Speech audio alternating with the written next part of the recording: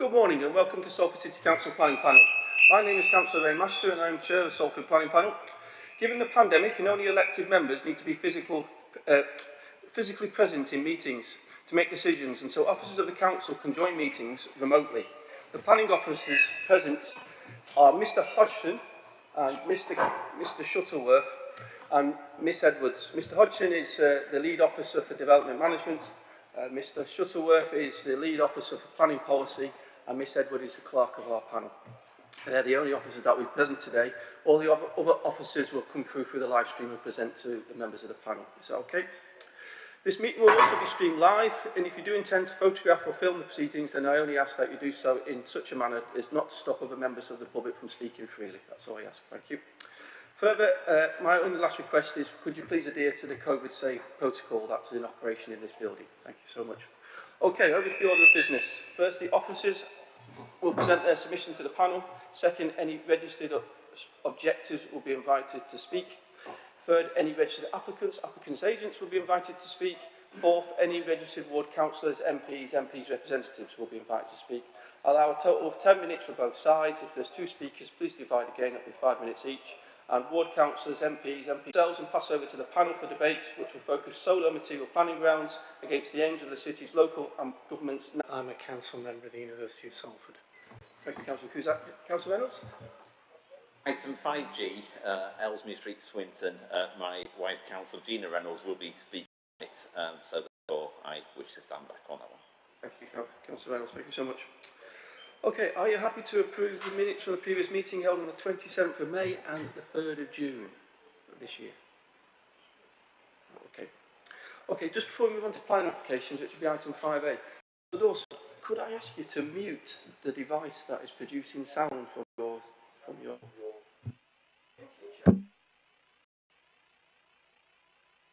Hello? Keep your iPad. Would you mute your iPad?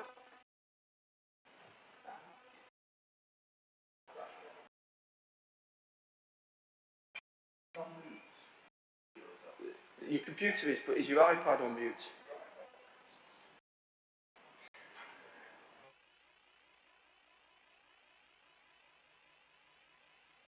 Would that be okay? Your iPad.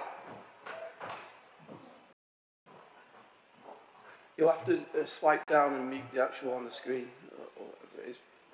I've never had to do it before. It's okay.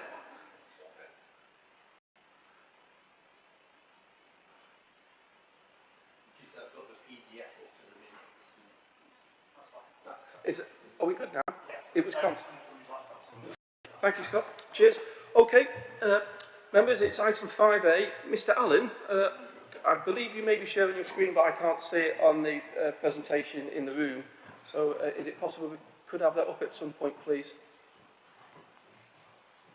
Yes, Chair. You've done screen sharing, but bear with me. I'll try and reset and share again. No, Mr. Allen, I think your presentation is there now. Could you go forward a slide and back a slide? Okay, thank you. Okay, members, it's item 5A. It's on Pattycroft Park Pavilion. Mr. Allen, I've heard your voice. You have the floor. Thank you, Chair. So this item relates to Patchcroft Park Pavilion in Barton, and the application seeks planning permission for the installation of an air source heat pump to the rear of the building. The application has been submitted by the Council and forms part of the Greater Manchester Regional Heat and Energy Decarbonisation Delivery Scheme, and the pump would serve to replace the existing gas-fired heating system. The pavilion is located to the south of the Patchcroft Conservative Club, to the west of properties fronting Barton Road and to the north of dwellings on Darwell Avenue, and west of the pavilion is a bowling green which fronts onto Edison Road. The aerial photo on screen shows the site in context. East of the site, highlighted in purple, are 34 and 35 Barton Road, which are two early 19th century dwellings which are locally listed for their age and aesthetic value. There is a mature and extensive vegetative buffer between the application site and the rear gardens of the locally listed buildings, and the development would have no impact on the significance of the heritage assets. The southern boundary of the application site adjoins a secure alleyway, which runs to the rear of numbers 2 to 30 Darwell Avenue. Several trees and other vegetation to the south of the building provide an element of screening to the site from this direction, as can be seen in this view of the site from Edison Road. One letter of objection has been received from a resident of Darwell Avenue, summarised at page 20 of your report. The air source heat pump would be installed to the rear of the building in a slight alcove formed by a projecting outrigger. The proposed position can be seen highlighted in green on the site layout plan to the left and is shown hatched red on the photo to the right hand side. Also visible in this image is that dense vegetative buffer to properties on Barton Road. The pump is utilitarian in appearance, with an off-white finish to the metal casing and a design which befits its function. The entire pump unit measures 1.9 metres in width, 1.7 in height and 0.7 metres in depth. The site lies within a mixed-use setting, with residential properties to the northeast and southeast. These settings are relatively quiet, and concerns were initially raised that the plant may have the potential to give rise to adverse impacts on amenity of neighbouring residents by way of noise. In response to these concerns, a noise impact assessment has been undertaken in accordance with the relevant British standard, and the report confirms that the noise from the heat pump will fall below the existing background noise level during both daytime and nighttime hours, with a low impact therefore falling within the no observed adverse effect level as set out within National Planning Practice Guidance and DEFRA's Noise Policy Statement for England. At this level, there is no detectable effect on health and quality of life due to noise. The findings of the NIA are dependent on the plant operating in accordance with the specified noise levels, and therefore a condition is recommended requiring the pump not to exceed specified free field noise rating levels, determined 1 metre from the nearest noise sensitive premises. In summary, proposed development would make a small but valuable contribution towards the decarbonisation of the public estate within Salford, in accordance with the relevant policies of the UDP, the NPPF and the Council and City Regions adopted strategies for tackling the climate emergency. The installation would not give rise to adverse impacts upon the character and appearance of the host building or the surrounding area, and would not impact on the significance of the adjacent non-designated heritage assets. The submitted noise impact assessment demonstrates that the pumps would not give rise to adverse impacts for surrounding residents, subject to a condition requiring the plant to operate so as not to exceed specified noise rating levels.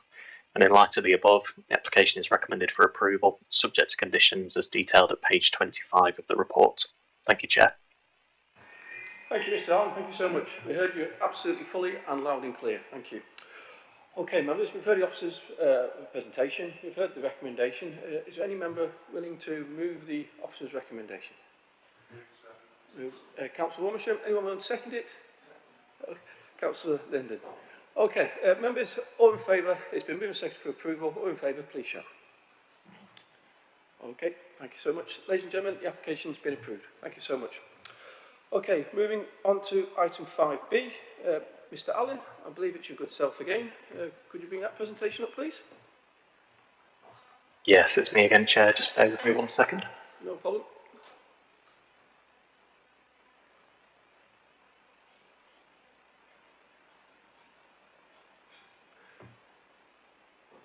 Scott, IT team, when Mr. Allen's presenting and also with the screen, this blue screen at the moment, we need that full screen in this room, please. Is that okay? That's great. Okay. Thank you so much. Thank you. Mr. Allen, I believe that's your next presentation. Would you like to go forward 1 slide? Wow, perfect. Over to you, good self. You have the floor. Thank you. Oh, sorry, Mr. Allen. Members, it's item 5B. It's pages 27 to 34 on your agenda, and it's not on your amendment sheet. So that's okay. Thank you. Mr. Allen. Thank you, Chair. So this second item relates to Guildhall Community Centre in Walkden. And again, the application seeks planning permission for installation, this time of 2 air source heat pumps to the rear of the building. Again, the application has been submitted by the Council as part of the GM Regional Heat and Energy Decarbonisation Delivery Scheme, and the pump would replace the existing gas-fired heating system. The hall is located to the south of Guild Avenue. Surrounding land uses are predominantly residential, with dwellings to the north on Guild Avenue, the east on Memorial Road, and to the south on Wilfred Road. West of the site is open space and the Guildhall bowling green and tennis courts. The aerial photo on screen shows the site in context. An alleyway connecting Guild Avenue to Wilfred Road and running to the rear of properties on Memorial Road sits adjacent to the eastern boundary of the site, and another alleyway runs to the south of the site to the rear of properties fronting onto Wilfred Road. 1 letter of objection relating to concerns regarding noise has been received from a resident on Wilfred Road, as summarised at page 28 of the report. The hall is an attractive red brick building dating from around 1910, which is locally listed for its aesthetic value and social or communal value. The significance of the building arises as a result of it comprising an example of how the cost of construction and the introduction of new technologies were affecting the design of public buildings in the early 20th century. To the rear of the hall is a small garden or yard, set at a lower level than the surrounds, which is enclosed by a red brick wall, which can be seen in the bottom right image on screen. The air source heat pumps will be installed to the rear of the building against the rear basement level wall within that rear yard area. The proposed positions can be seen hatched red on the photo to the left of the screen and banded green on the floor plan to the right hand side.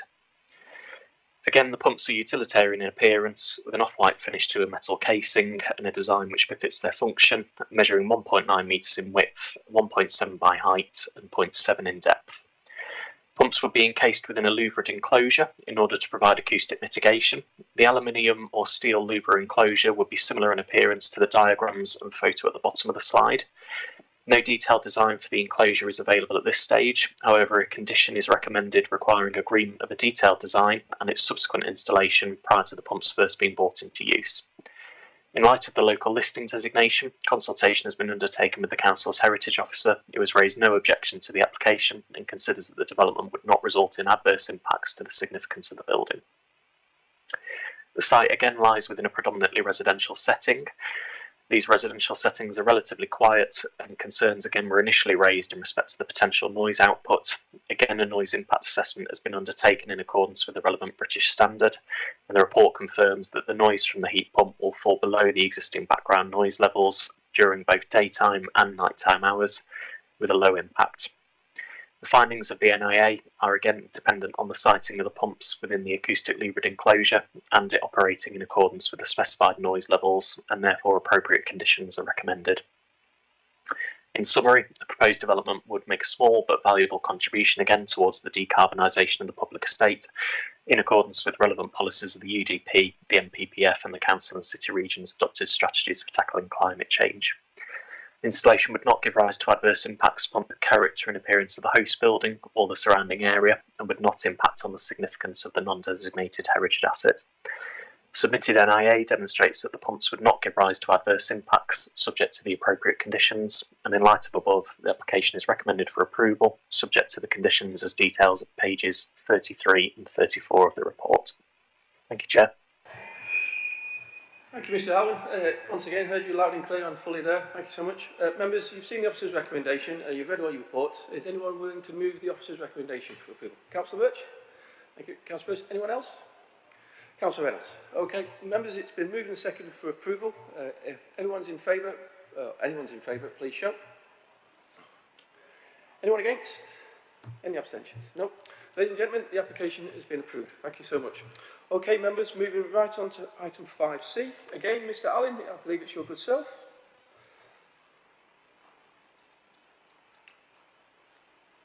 We do have a... Chair, just swap over the presentation.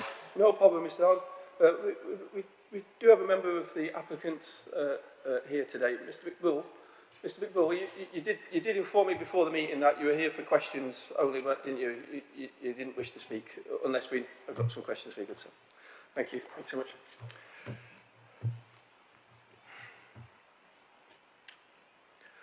Okay, Mr. Allen, I believe I can see your screen being shared.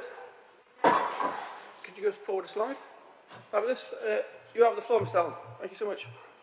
Oh, members, sorry. That's great. Thank you, Chair. Sorry, Mr. Allen. Mr. I do apologise. I need to fully present the application. It's a miss of me. Members, it's item 5C. It's Blackleach Country Park. It's pages 35 to 42 on your agendas, and it's not on the amendment sheet. Do apologise, Mr. Allen. Mr. Allen, you have the floor. Thank you. No problem. Thank you, Chair. So this third item relates to Blackleach Country Park Visitor Centre in Walkden and seeks planning permission for installation of 3 air source heat pumps to the rear of the building. Again, the application has been submitted by the Council in relation to the same decarbonisation scheme.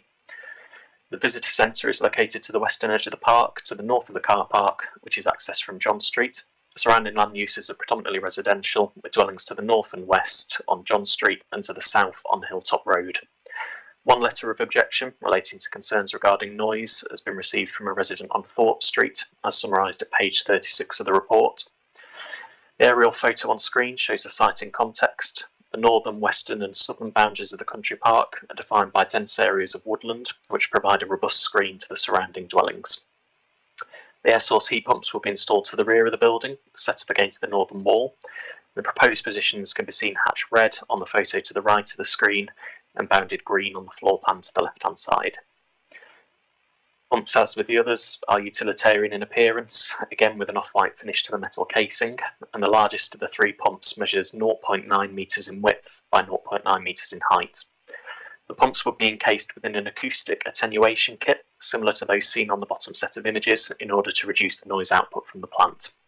A condition is recommended requiring agreement of a detailed design for this attenuation kit and its subsequent installation prior to the pumps first being brought into use. Again, this site lies within a predominantly residential setting, and a noise impact assessment has been undertaken in accordance with the relevant British standard. This report confirms that the noise from the heat pumps will fall below the existing background noise level during both daytime and nighttime hours, again with a low impact. The findings of the NIA are again dependent on the siting of the pumps within the acoustic attenuation kit and the plant operating in accordance with the specified noise levels, and appropriate conditions are therefore recommended. So in summary, again with this application, the proposed development would make a small but valuable contribution towards decarbonisation in accordance with the relevant policies of the UDP, MPPF and the Council and City Regions adopted strategies for tackling the climate emergency. The installation would not give rise to adverse impacts on the character and appearance of the host building or the surrounding area, and the submitted noise impact assessment demonstrates that the pumps would not give rise to adverse impacts for surrounding residents, subject to appropriate conditions. The application is therefore recommended for approval, subject to the conditions as detailed at page 41 of the report. Thank you, Chair. Thank you, Mr. Allen. We heard you loud and clear and fully. Thank you. Members, it's been, well, the officer's recommendation is for approval. You've seen the recommendation on your screens. Is anyone willing to move the officer's recommendation? Councillor Cusack, anyone second it? Councillor McCusker. Members, it's been moved and seconded for approval. All in favour, please show. Anyone against? Anyone abstaining? No. Ladies and gentlemen, the application has been approved. Thank you so much. Okay, members, Mr. Allen, thank you for your time today. Do have a great day. All the best. Okay, members, we're moving on to item 5D, which is pages 43 to 50 of your reports, and it's a logistics services down on Frank Perkins Way. Mr. Stevenson, I do believe you're the presenting officer for this. Yes, can you hear me, Chair? I can hear you. I just need to see your shared screen, that's all. I am sharing the screen, Chair. Good. Could you go back a slide or forward a slide or...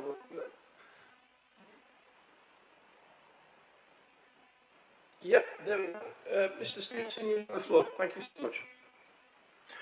Okay, thank you. Good morning, panel. This application relates to Neovia Logistics Services on Frank Perkins Way in Earlham, and as you can see, it's for a change of use from a storage and distribution use to a general industry use. So this is the site. It sits to the northwest of Cadishead Way. It's served off Excalibur Way to the north and Bessemer Road to the south. You can see the white arrows there showing the points of vehicular access into the site. You can see from this slide that the building itself is surrounded by other commercial use in the immediate vicinity, sitting within North Bank Industrial Estate. This is just an aerial view to help you understand the context a little further. This is a view from the site entrance on Excalibur Way, down along Frank Perkins Way, and you can see the building.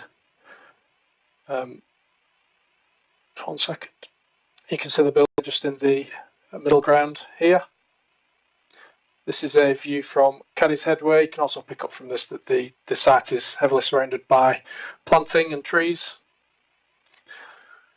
So as I've said, it's a change from a storage and distribution use to general industry.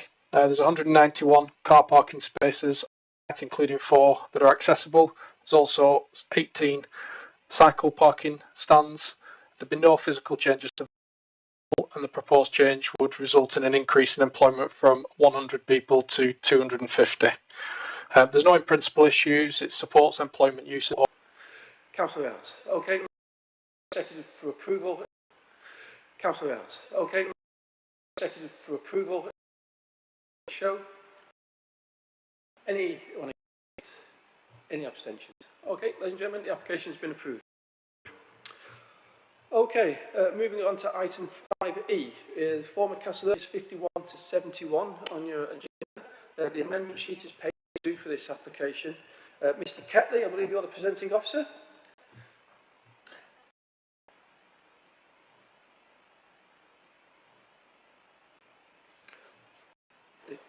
Is that okay? Yeah, can you just go forward again?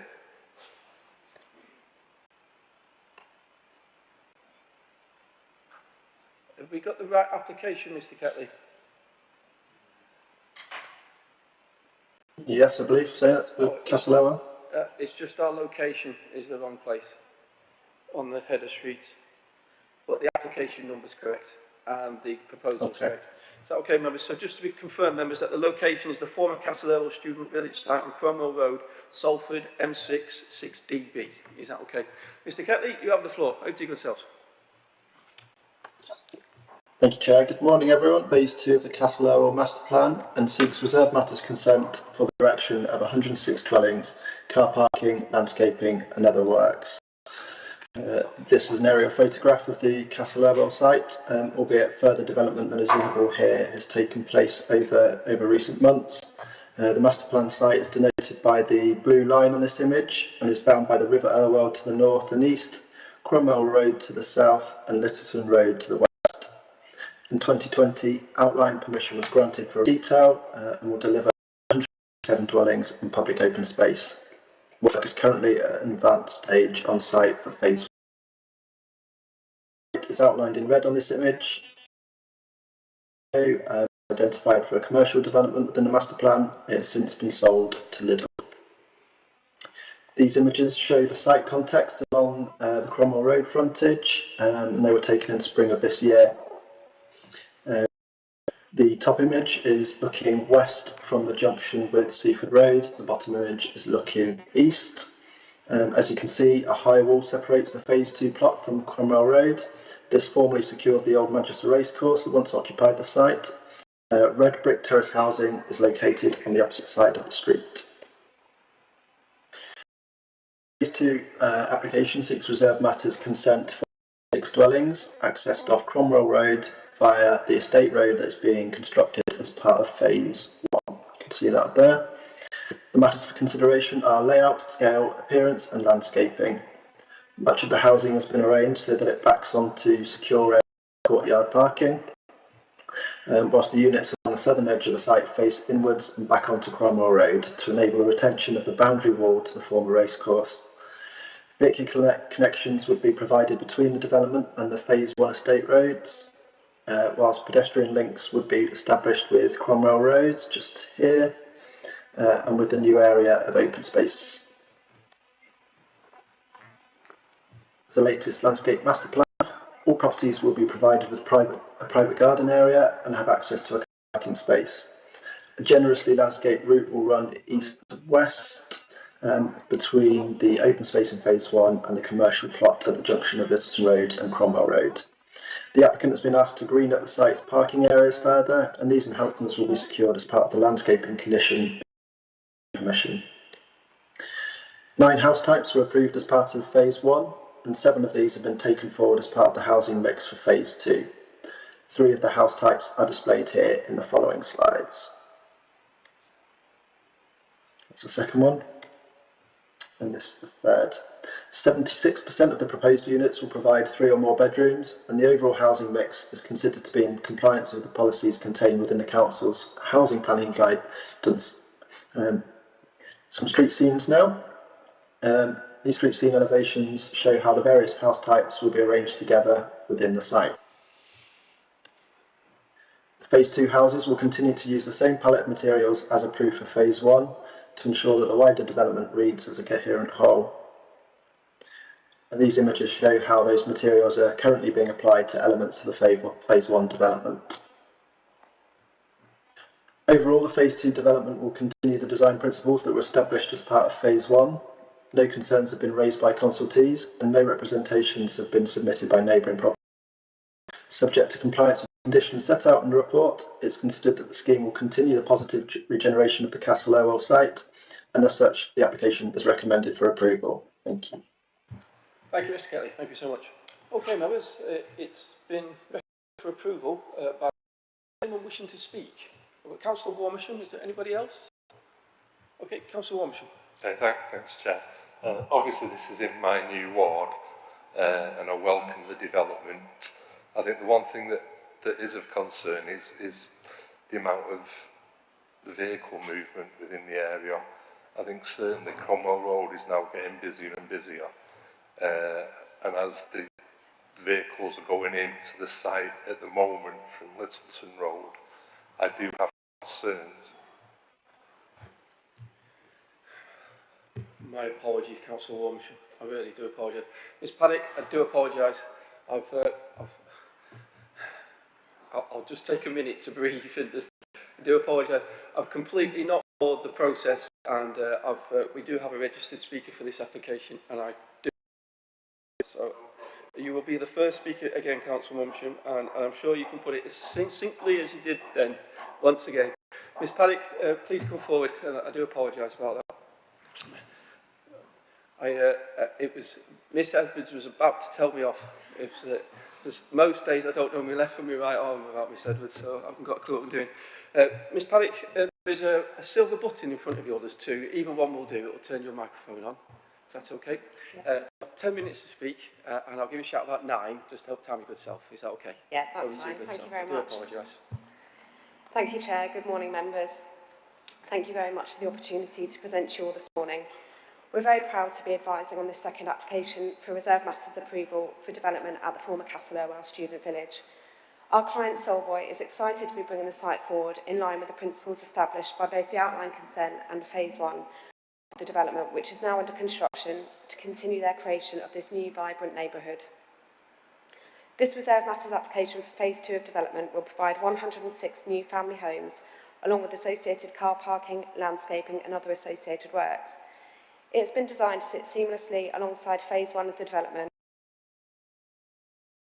57 new homes, as well as 3 acres of publicly accessible green space to provide an attractive and welcoming new neighbourhood in this part of Charlestown. By way of background, all but 29 of the 157 units in Phase 1 of the development have now been sold, with almost all being paid by owner-occupiers, the vast majority of which are from Salford and the Greater.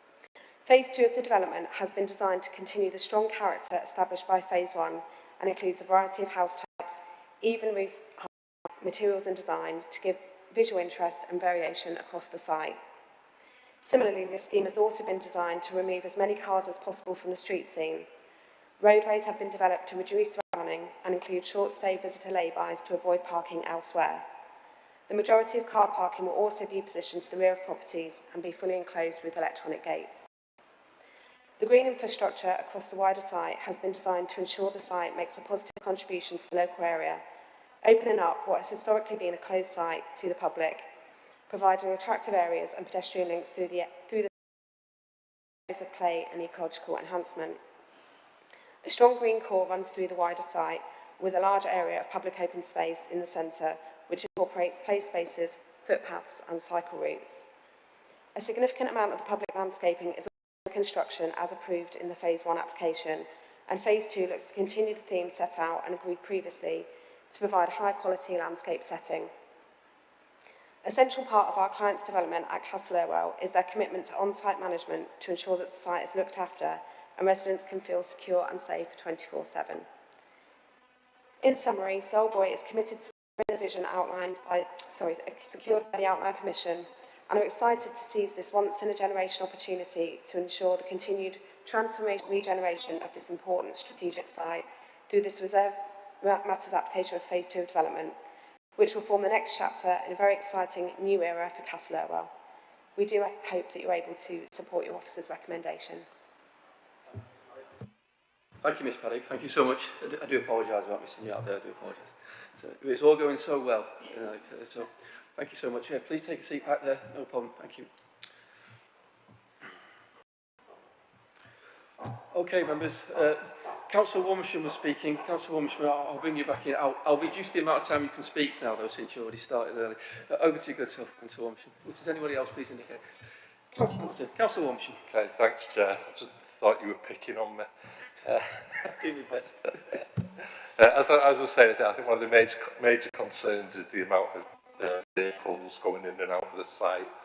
I was down there the other day and had a walk about the site, and phase 1 does look really good. I'm sort of pretty impressed with it, to be honest. But there was a traffic jam on Littleton of vehicles trying to get into the site. So I do think we need to look at how the site is accessed. Obviously Cromwell Road is in Salford in that area. So I do think with a look. I think the other thing as well is, it's probably not for planning this, but I'm going to say it anyway, is that our policy on the City Council is that you can't have roads named of a dead person for 10 years, which I find pretty crazy. We've got a Salford jockey who rode many winners in that racecourse when Manchester Racecourse was there, Stan Miller. And I put forward, we had one of the roads named after him, and unfortunately that's been knocked back. And I just think, do we need to look at our policy on how we name roads? But otherwise, you know, I'm happy with this planning application. But as I said, so when it first came, it's just a shame that there is no affordable housing in it.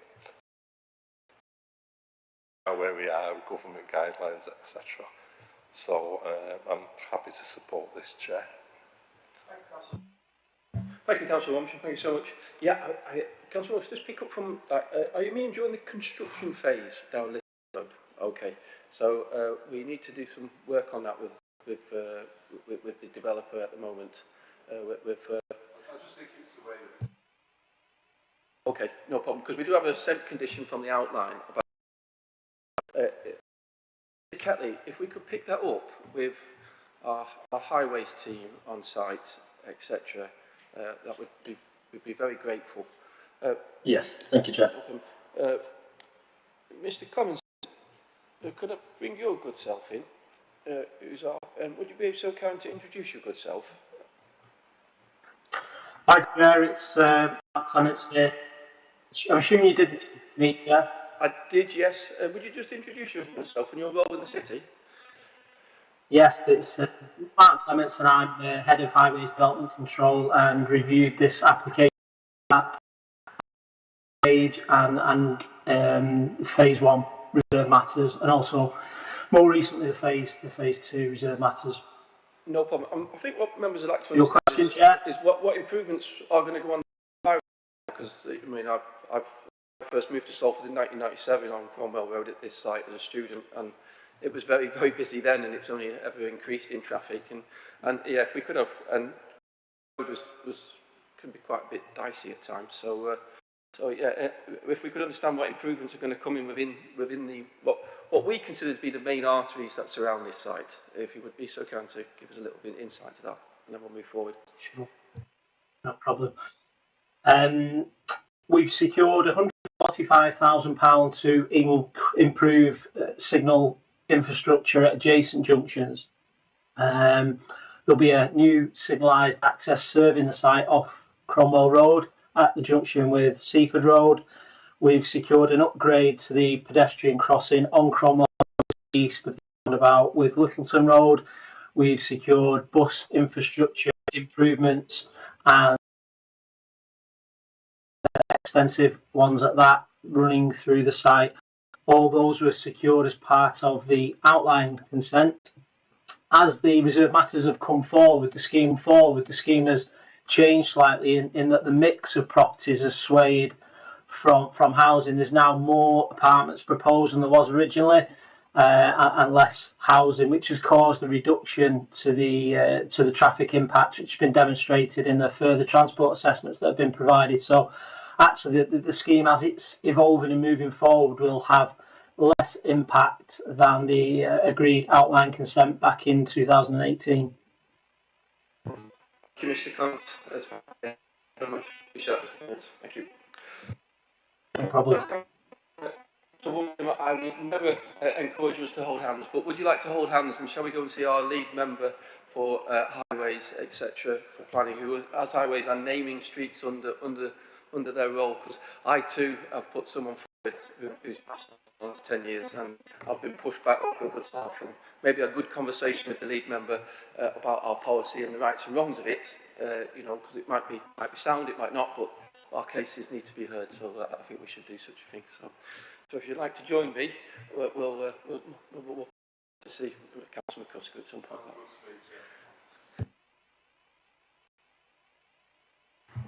Thanks, Chair. I just want to say I'm pleased about less impact has just been reported with the traffic. However, it's John's area now. But I want to echo what John said about the lack of, you know, we want more affordable housing. However, yeah, I'm happy with it, but I get concerned with the amount of, once developments have gone up, the amount of double yellow lines that's needed after, on, you know, and especially on Cromwell Road, massively busy. If we can foresee something happening, just really, is there anything else we can build into the planning? Probably not, but John will probably be inundated from residents, not just by this in general, the general issue around all of the area, which I'm Blackfriars Trinity, which I know is a massive issue, so John's probably going to get inundated, just like to sort of mention it. Yeah, over the years we've tried to bring future developments closer together with future regulations on the street through traffic orders, because what was quite simply happening is through planning we were putting development what the on-street impact would be, and then through our limited budgets we were trying to alleviate what was that was far beyond our budgets, and actually it was created by the development that was being built, and in planning terms you should mitigate the impact you have. So over the years we've got it closer and closer aligned. So I imagine, Mr. Clements, if I could bring your good self back in, I imagine that there is a section traffic orders that is going in parallel with this with these reserved matters and with this site as before it comes to fruition. Is that correct? Yes, Chair. I think the problem potentially alluded to there is obviously as part of government guidance, there's a drive to reduce the parking provision, so in order to make sites more sustainable. But the implications of that, if you go too far with reducing the parking, then it doesn't necessarily mean that everybody in a car. So it can lead to over parking, which can potentially obviously be an issue. What we've done with this site, we've achieved circa 1.5 parking spaces per dwelling, which is in accordance with our standards. Any more than that could be considered unsustainable in a location like this, and any less can obviously overspill that we don't want. So we think we've got a good balance in terms of parking provision in order to minimise the potential for. And then in terms of restrictions within the site, they will be brought forward as part of the detailed design, as part of the section 278, as part of the section 38. The necessary TROs within the site will be secured. So yeah, and that will all be developer funded, Chair. Thank you, Mr. Clements. So that was clear. Is that okay, Councillor Hamilton? Okay, Councillor Womsham, sorry. Sorry, Chair, something's just hit me. Is if we've reduced the number of family homes, part of the plan was to build a school on the site. Does that mean there's going to be less children and there might not be need for the school? I think we need some clarification at some stage from Children's Services.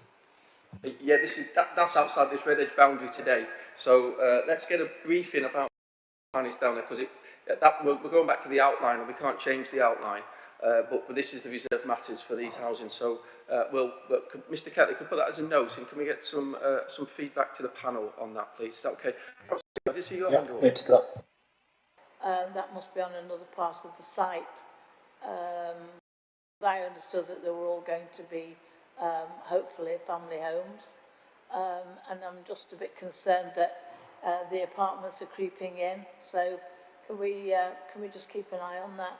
And also, I accept accept that we do need a mix of housing, but I do wish at some stage, and we've had the argument and there's nothing I can do about it, but we must remember that we need affordable houses in the city, and not just houses for sale.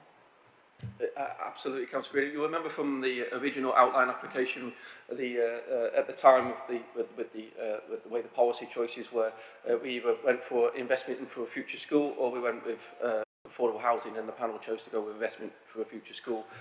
Unfortunately, we couldn't have both, which is an ideal world, but hopefully in the future we will. Yes, Councillor Green, you are talking. I believe. Is that right, Mr. Ketley? And as I was alluding to there, Mr. Ketley, if that is the future, I do think the panel needs a briefing about what the future vision is for the future phases for this site. Is that okay? Yeah, that's a future phase, and I'm sure we can arrange that with them. Thank you so much. Okay, members, I haven't heard anything negative about this reserved matters application. So, is anyone willing to move the officer's recommendation? Thank you, Councillor Armstrong. Anyone second it? Oh, Councillor Hamilton and Councillor Birch. Okay, members, it's been moved and seconded approval with the notes about the construction traffic that issues are down there at the moment, and hopefully we'll get some alleviation for that. All in favour of that, please show. Anyone against? And any abstentions? Ladies and gentlemen, the application has been approved. Thank you so much. Ms Paddock, thank you so much for your attendance today, and my apologies. Members of the panel tell you I always slip up, but I will say it's only a very few amount of time. But, yeah. Thank you. Okay, members, shall we move right on to the next application? I'm going to move it to 5F. Pages 73 to 84. It's land at Hazel Hall Close off Hazelhurst Road. Chair, I think we were going to do 11 Keswick Grove next. I can do Hazel Hall if you wish. No, I'm happy to do that, no problem. Members, are you happy to move to 5H? Is that okay? Members, can I just inform you that at half 5, is that okay? And it will last 20 seconds, so we might need to pause the meeting for 20 seconds. Is that okay? If the fire drill goes on for any more than 20 seconds, then we'll need to vacate the building. Is that okay? Happy for me to continue, Chair? Yes, I can hear you, Mr. Stevenson. Mr. Stevenson, you have a header sheet. Could you go forward a sheet and back a sheet? Members, it's 5H, 11 Keswick Grove, Salford, M65LR. Mr. Stevenson, you have the floor. Thank you. This the current application relates to 11 Keswick Grove, and it's a change of use from a dwelling to a 4-bed, 4-person HMO. So it sits within a block of terraced properties. It sits just to the east of Langworthy Road, which is just out of shot here. This is the proposed dwelling. There is a small extension proposed, which you can just make out at the bottom here. It would extend 0.8 metres from the existing pitch-roofed outrigger here. And in addition to that change, the existing window to the rear of the property would be blocked up and replaced with a fully glazed door. Mr. Stevenson, I do apologise. Your slides aren't moving, and your red dot's not moving. Could we have... Okay. I'll end the shot. Start again. No problem. Sorry, I was trying to... Can you do that, Chair? I don't know. Oh, I'm just on the location plan. Yeah. Could we start right from the beginning again, please, Mr. Stevenson? Is that okay? So, members, it's 11, item 5H, members, 11 Keswick Grove, Salford, M65LR, pages 95 to 104 of your agenda. Mr. Stevenson, you have the floor. Yes, this relates to 11 Keswick Grove. It's a change from an existing dwelling to a 4-bed, 4-person HMO. As you can see from this slide, it relates to a mid-terrace property. The property sits just to the east of Langworthy Road, which is just out of shot for this slide. As part of the proposal, the applicant intends to add a flat-roofed, small single-storey addition to the rear outrigger, which is this small extension here. In addition, they intend to replace a window to the rear with a fully glazed door. These are the floor plans. So as you can see, the existing ones to the left, it shows it being a 2-bed terrace property. Intention being that the downstairs at the front there would be one property with ensuite, one room. At the rear in the outrigger there would be one room. In the middle there would be a communal space where there's a kitchen, dining and small sitting area. And on the first and a bedroom to the rear. This just shows the yard layout and demonstrates that there is space there for cycle parking and for the necessary bin storage that our waste team require. These are some photographs of the application property. The two top right images is a view towards the rear of the applicant's property. The one here is a view stood within the applicant's property looking out, picking up the end of the outrigger for the applicant's property.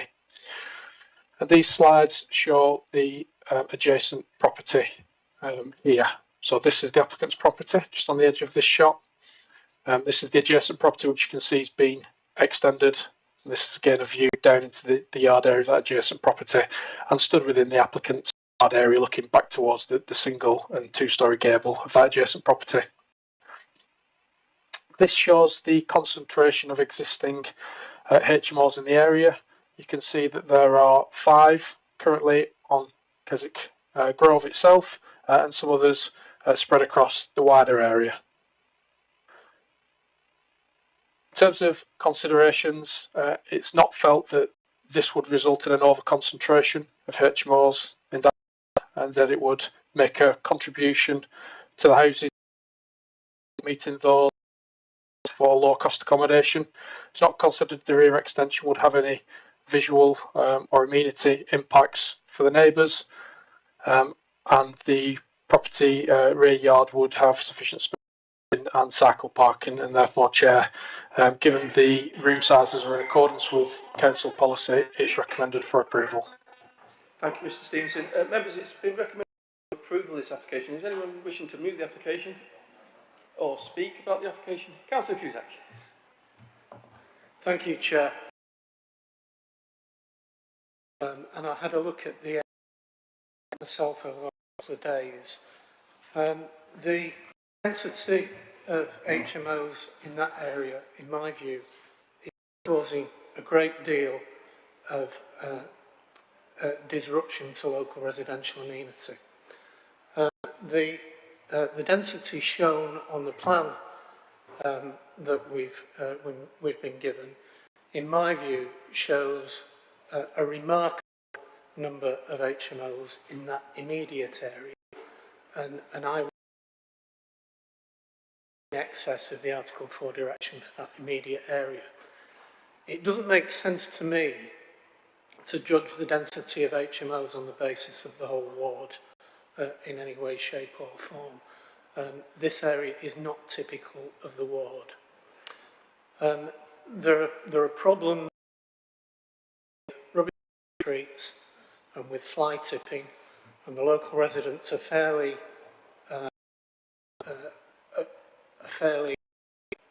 I wouldn't say unanimous, but vocal in their views that many of these local problems are being caused by the number of HMOs in the immediate area.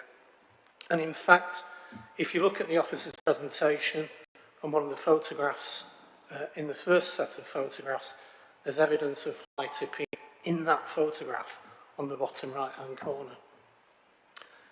I think we need to rethink HMOs in some areas of Salford, and all you need to do, as I say, is look at the blue dots on the plan that is submitted.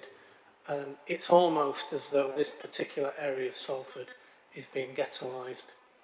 I'm very strongly in favour of increasing the housing stock in Salford wherever we can, but I do believe quite firmly that in this area of streets, the number of HMOs, and it's just the HMOs we know about, include the HMOs we don't know about, has reached a point. Thank you, Chair.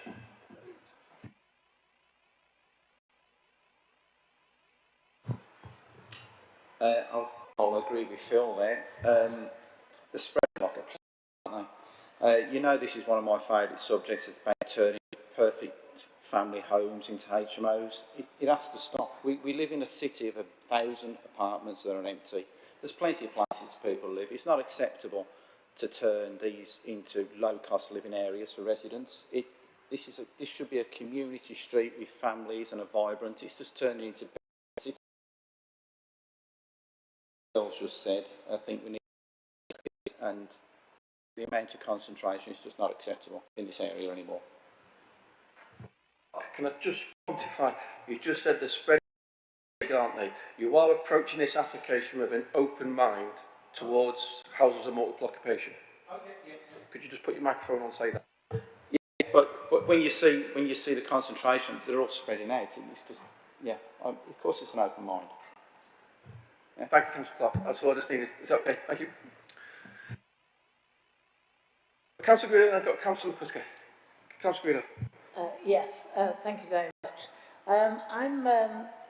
Could we actually put up the plan of the inside of this dwelling? How it's going to be laid out, please? Of course, of course. Thank you.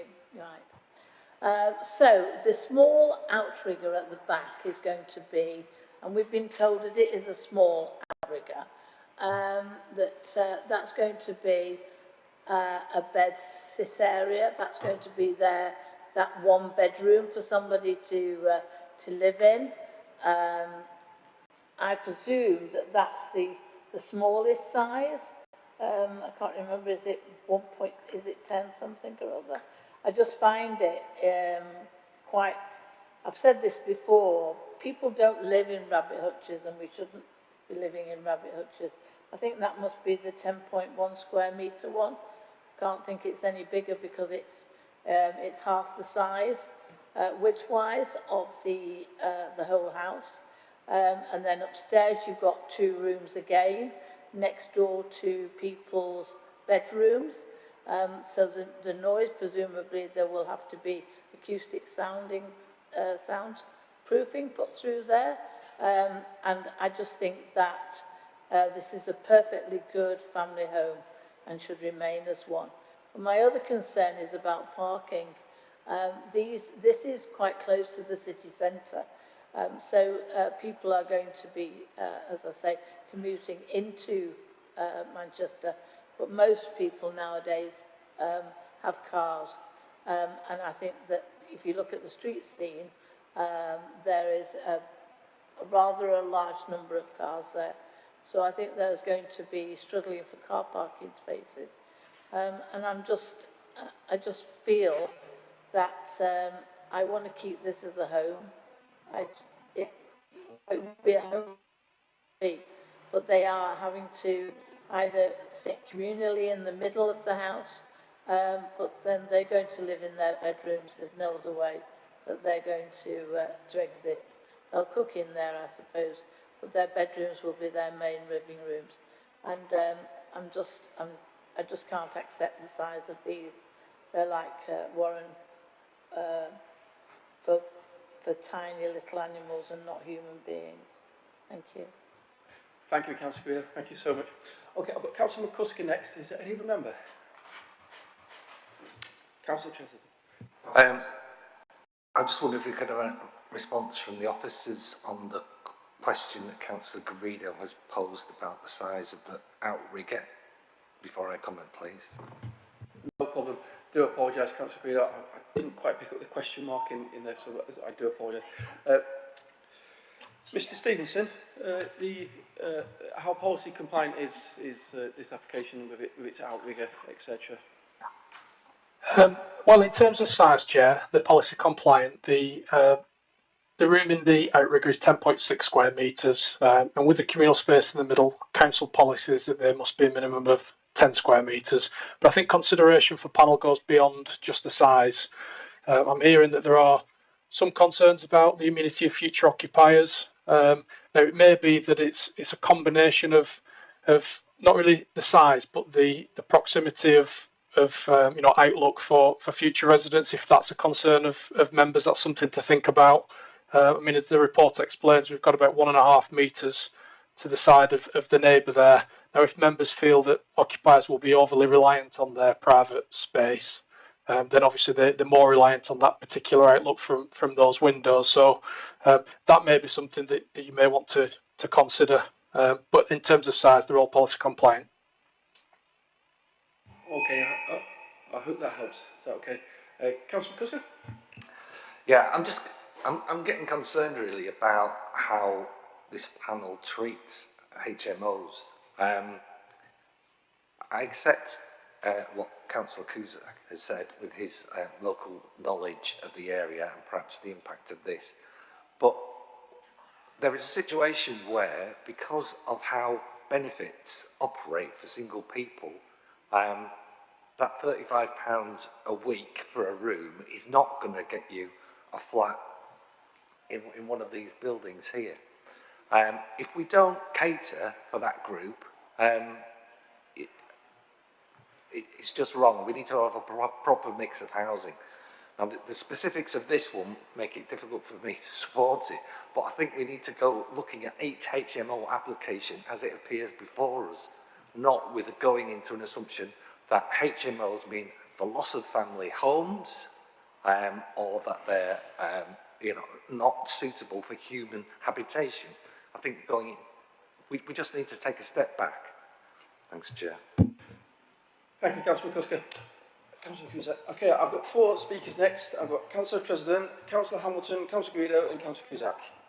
Councillor President. Thank you, Chair. Can you hear me okay? Super. I'll start with a comment. As a former student of Salford University, we had hundreds of students in very small student houses with no living room, just a kitchen diner, and I can show you the bedrooms were a lot smaller than 10 square metres, and we did get by. It wasn't fabulous, but we did get by as a full space. If I had a question about this, it would be that the council does not consider this to be an over-concentration of HMOs. Is there some threshold at which point it would be considered to be an over-concentration? Also, Cusack's observation that the 4% over the whole of the ward is not reflective of this particular area, where I can count 5 HMOs on a street of about 30 houses, which is about 1 in 6, 1 in 7. Thank you. You've asked the $1 million question. Mr. Stevenson, what is the defined threshold by government for over-concentration of HMOs in an area? When I say government, I mean through the inspectorate. Well, there isn't one that's clear, Chair. There's not one set out in policy. You'll see from the officer's report that reference is made, if I can find it, to an example or an inspector's decision. And I can't find where it is now. Page 92. This was talking about, this is an appeal decision we had some time ago now, but it was for a 7-bed HMO.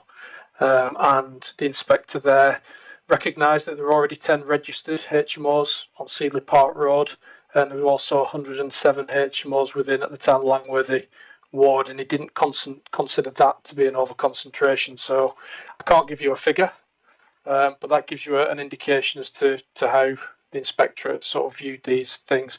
In terms of general amenity, we do have an emerging policy which tries to add a little bit more meat to the bones. What that does, one of the tests that's seeking to introduce, and it has to go through examination in public yet, is that you shouldn't have a situation where there is a single family dwelling that finds itself adjacent to more than one HMO or other similar kind of accommodation. So we'll see if that policy stands up to examination in public, but that's a direction of travel that the council are looking to go in. Thank you, Mr. Stevenson. Can I just bring Mr. Shuttleworth in on the policy side of matters? Is that okay? Thank you, Mr. Stevenson. Mr. Shuttleworth. Oh, is this working? Thank you, Chair. I have sort of liaised with various councillors on issues of concentration, and I probably would try to say it's quite difficult, I think, to establish concentration in policy, which then you apply to every neighbourhood in the city. I think Councillor Cusack's right. I think the ward is the wrong area to look at. I think councillors should be looking at the neighbourhood, as logically appears to any reasonable person what the neighbourhood is, as probably as depicted on the plans before you now.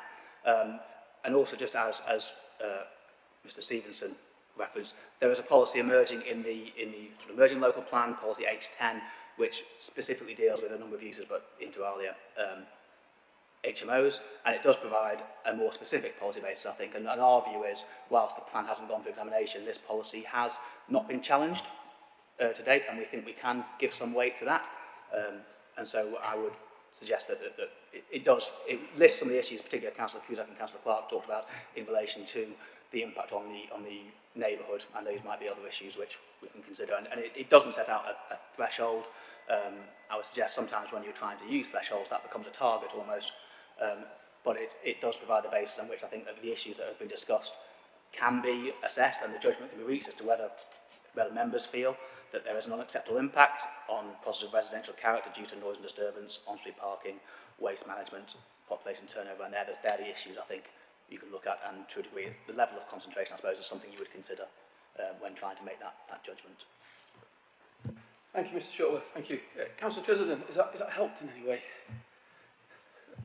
Yes, thank you. Good.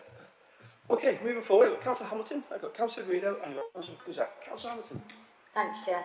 I'd like to echo what Councillor McCusker said. What deeply upsets me is the drive for the demand, and also Councillor Guido. We don't want people living in small places and all that, but if we look at the bigger picture, as we all know, I'm not teaching my granny to suck eggs. You know, why is there such a demand? And that's what deeply upsets me about this. Thanks, Chair. Thank you, Councillor Hamilton. Thank you so much. Okay, I'm going to move forward to Councillor Guido and I've got Councillor Cusack. Try and get some resolution on this application, is that okay? Oh, Councillor Birch, and then we'll get to some resolution on this. Thank you. I don't think that it's necessary that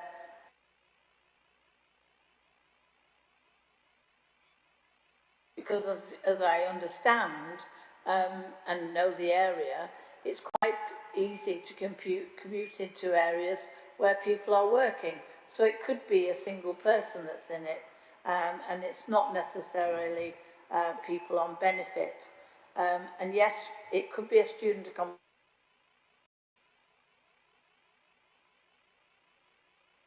So I would have thought that those accommodations will be by students. My other question was, and I forgot to ask it at the time, it's what do is it standard and by, I can't remember the exact word, sorry, by selective HMOs and mandatory HMOs. What is the difference between those two? Because on the map you've got stars, and sorry, you've got blue and you've got green, and I just wondered what we meant by that. Thank you.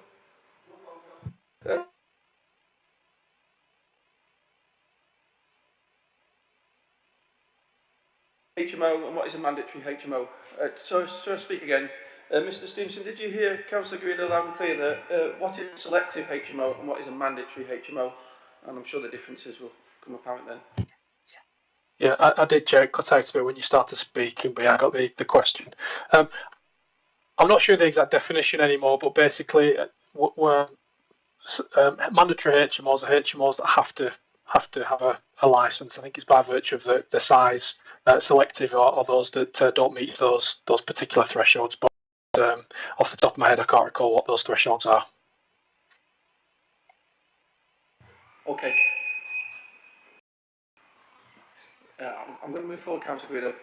Do you need me to get to the bottom of that before we move forward? Because it's not particularly material to our decision today, but it would be nice to know, wouldn't it?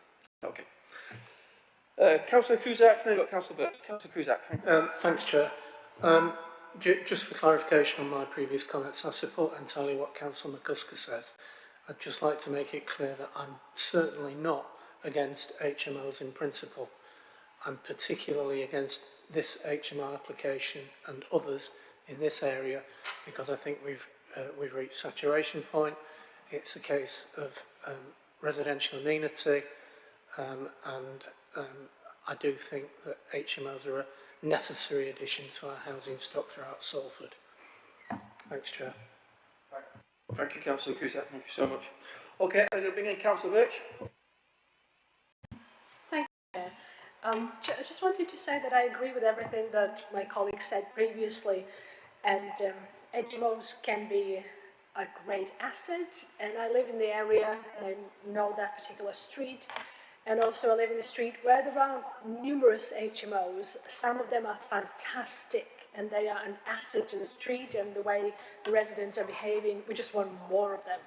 However, there are some HMOs that as Councillor Kuzat mentioned, fly tipping and littering is a just horrendous issue with. So there are good and there are bad HMOs. There is, as Councillor Hamilton was saying, it is alarming how many single people we are getting, in the city, and there is a demand for that. Obviously, there is a demand for that. Otherwise, developers would not be changing family homes to that. But I mean, it's outside of the remit of this panel. But it is possibly something we could maybe send. I'm not sure which department would look at that, but yeah, increasing numbers of single people and their needs in the city. And so in our hearts, we all want family homes, only family homes, everybody living happily in family homes. However, the demand is there, and there are single people who will fill these. So we don't know what this HMO is going to be like, but with my heart, of course, don't want the my mind, we don't have really any material to say no to it, as far as I can see in the.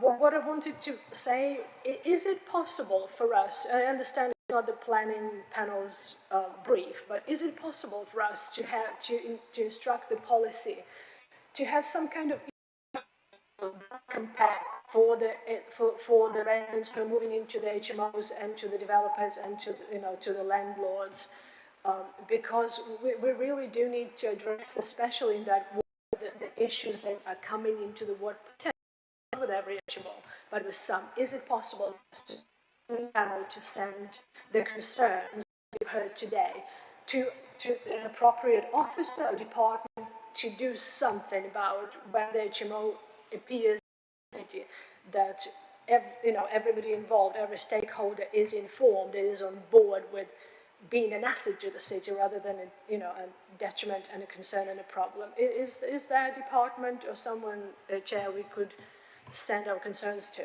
Thank you. Thank you, Councillor Birch.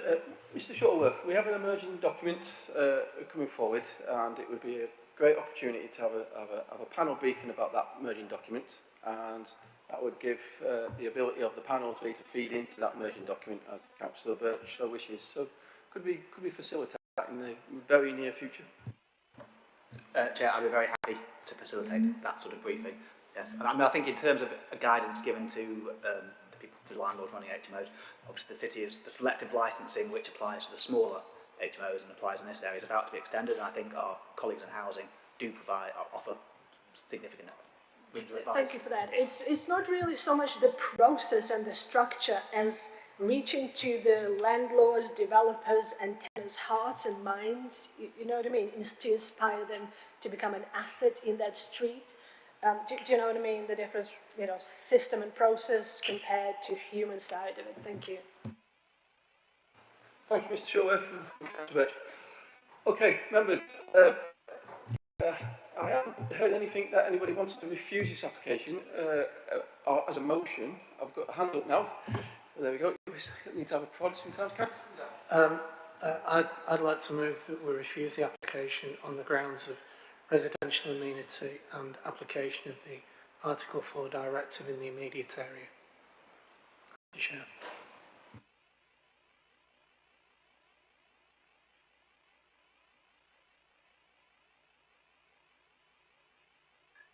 I'm willing to second such a motion. Councillor Wamsham. Mr. Stevenson, did you hear Councillor Cusack loud and clear? I heard Councillor Cusack. I think it's slightly different as far as one reason for refusal is around the over-concentration of HMOs in this particular neighbourhood. I think the second one on amenity, the only reference that members have made in listening to the debate has been around the size of the rooms. That concerns me a little in that it is policy compliant, but I think it is a more general amenity consideration that members should be having, and that's why I wanted to clarify, do members have a concern with a combination of the room sizes and the limited outlook, say from this one in the outrigger and from the communal space? Is it the combination of factors that you have concerns on amenity?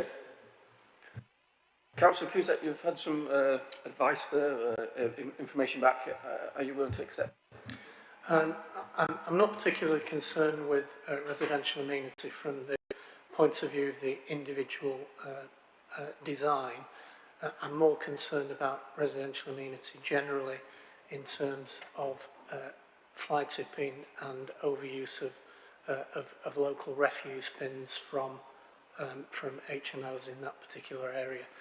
And I think that contributes to the feeling of there being an oversupply of HMOs in that area and reaching saturation point. The local people living in that area are suffering from a level of residential amenity that I don't believe is acceptable in Salford. Thank you, Councillor Cusack. Councillor Warmisham, do you second the motion? Do you still concur? Yeah. Okay, you do. Okay, Mr Stevenson, did you hear that loud and clear? Yeah, Chair, with Councillor Cusack's clarification, if he's talking about amenity of neighbouring residents and the panel don't have concerns about the amenity of future occupiers, then that will be one reason around over-concentration and the impact that that has from having too many HMOs in a particular area. So I think we just need clarity. Is panel voting on a single reason for refusal, or are they also concerned about the amenity of future occupiers? Councillor Cusack, I have to go back to your motion. Councillor Green, I'll just get to the bottom of the motion. I will come to your good self, don't we? Sorry, for clarification, I'm concerned more about the oversaturation of HMOs in the area and the effects that this has on local residents. I'm not concerned with the individual amenity relating to the changes to that particular dwelling. I hope that clarifies the issue, Chair. Thank you, Councillor Cusack. Councillor Warmisham, you were seconding that. Do you concur with that? Okay, and Councillor Greer, I did see you with your hand up. Yeah, my concern was also about the amenity of the people that are going to live there, what their amenity with inside. But it's obvious that Councillor Cusack hasn't included that into his motion, so I have to think how to vote now. Thank you. Councillor Chesterton and Mr Stevenson, I will bring you back here in a second. Thank you, Joe. I'm just looking at the plans and noticed that it's a 4-bed HMO, but each of the rooms are imaged with a double bed in it. So we could be looking at potentially 8 people in this one house. I've also noted that on another application there was a condition limiting them that could live in the HMO. Would some kind of condition like that be appropriate in this case? Let's get Mr Stevenson, is there such a condition on this application to limit the amount of people who can reside at once in the property? There's no condition on it, Chair. It is a condition we could apply. Can we do that then, please? If the application is approved, and if it is refused, yes. Can we make in our minutes or notes what we were intending to do? Thank you, Mr Stevenson. Just going back to Councillor Cusack's motion, and did you pick up that? And let's have a little bit of feedback from yourself, and then. I'm very clear on Councillor Cusack's concerns. It's around over-concentration and the impact on neighbouring amenity. No problem. And Councillor Cusack, are you amenable to extending that to what Councillor Greedo said, amenity of future residents as well, or? I would prefer not to, Chair, as I consider the alterations to the house to be with policy guidelines. Thank you, Councillor Cusack. Okay, members, it's been moving second for refusal for the oversaturation and concentration of HMOs within this immediate area, or this immediate neighbourhood. I think I've got that round about right. Before we go against, well, obviously it's against officer's recommendation, so before we go contrary to officer's recommendation, we need to bring in the Assistant Director for Development Management to give us advice of the impact we might be having through any decision we make. Mr Hodgson, over to yourself. Yes, thank you, Chair. I mean, I think panel clearly understand that the policy H1 is about looking at a balanced mix of dwellings in the city and the provision of that. And policy 1 is not necessarily about protecting family homes per se, it's about having a balanced mix of properties. But obviously what I've heard from obviously a lot of councillors in this case is there are concerns about issues that arise as a result of the concentration of HMOs in a particularly local and in a street in a certain geographical area. And I'm just looking at page 1 report again on the decision that was obviously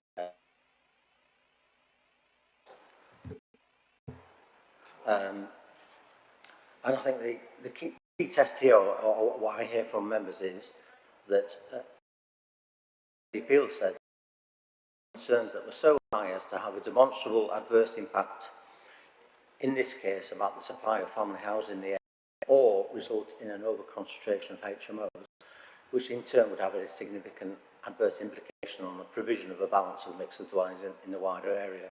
So I've heard about the demonstration of the over-concentration as a result of bins, noise, and the overall change or impact on the character of the amenity area. So, Chair, just in conclusion, I think it's quite right of obviously it is before members that they can have due regard to that particular impact in over-concentration, and I've heard members elucidate what those demonstrable impacts are. So it is for members to take it in this case, Chair. Thank you. Thank you, Mr. Hodgson. Thank you so much. Members, you've heard the advice. I'm going to make it right now. Members, all in favour to refuse the application based on the over-concentration and saturation of HMOs within the immediate and neighbourhood, please show.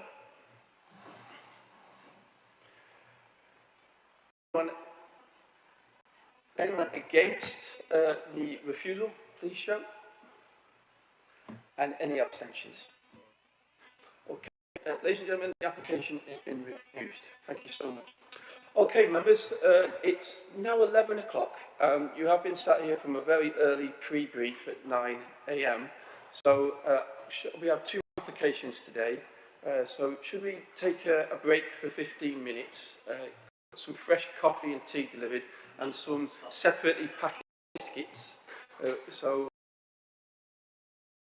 I made a promise, and now if that's not the case, I'll have to deliver in a different way. So shall we regroup at 11:15 and restart at 11:15? Is that okay? Can we not walk across? Because we're still live streaming, you see. So IT, would you be so kind to pause the live stream and place that the panel is adjourned until 11:15? Thank you so much.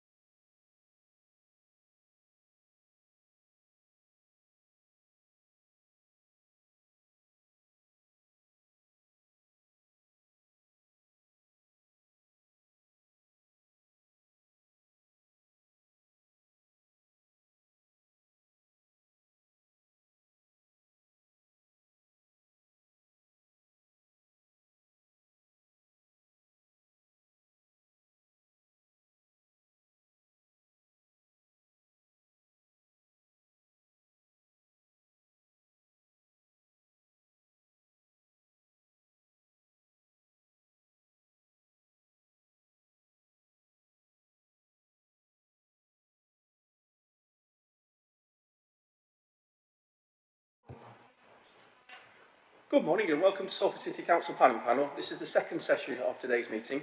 My name is Councillor Ray Master and I'm Chair of Salford Planning Panel.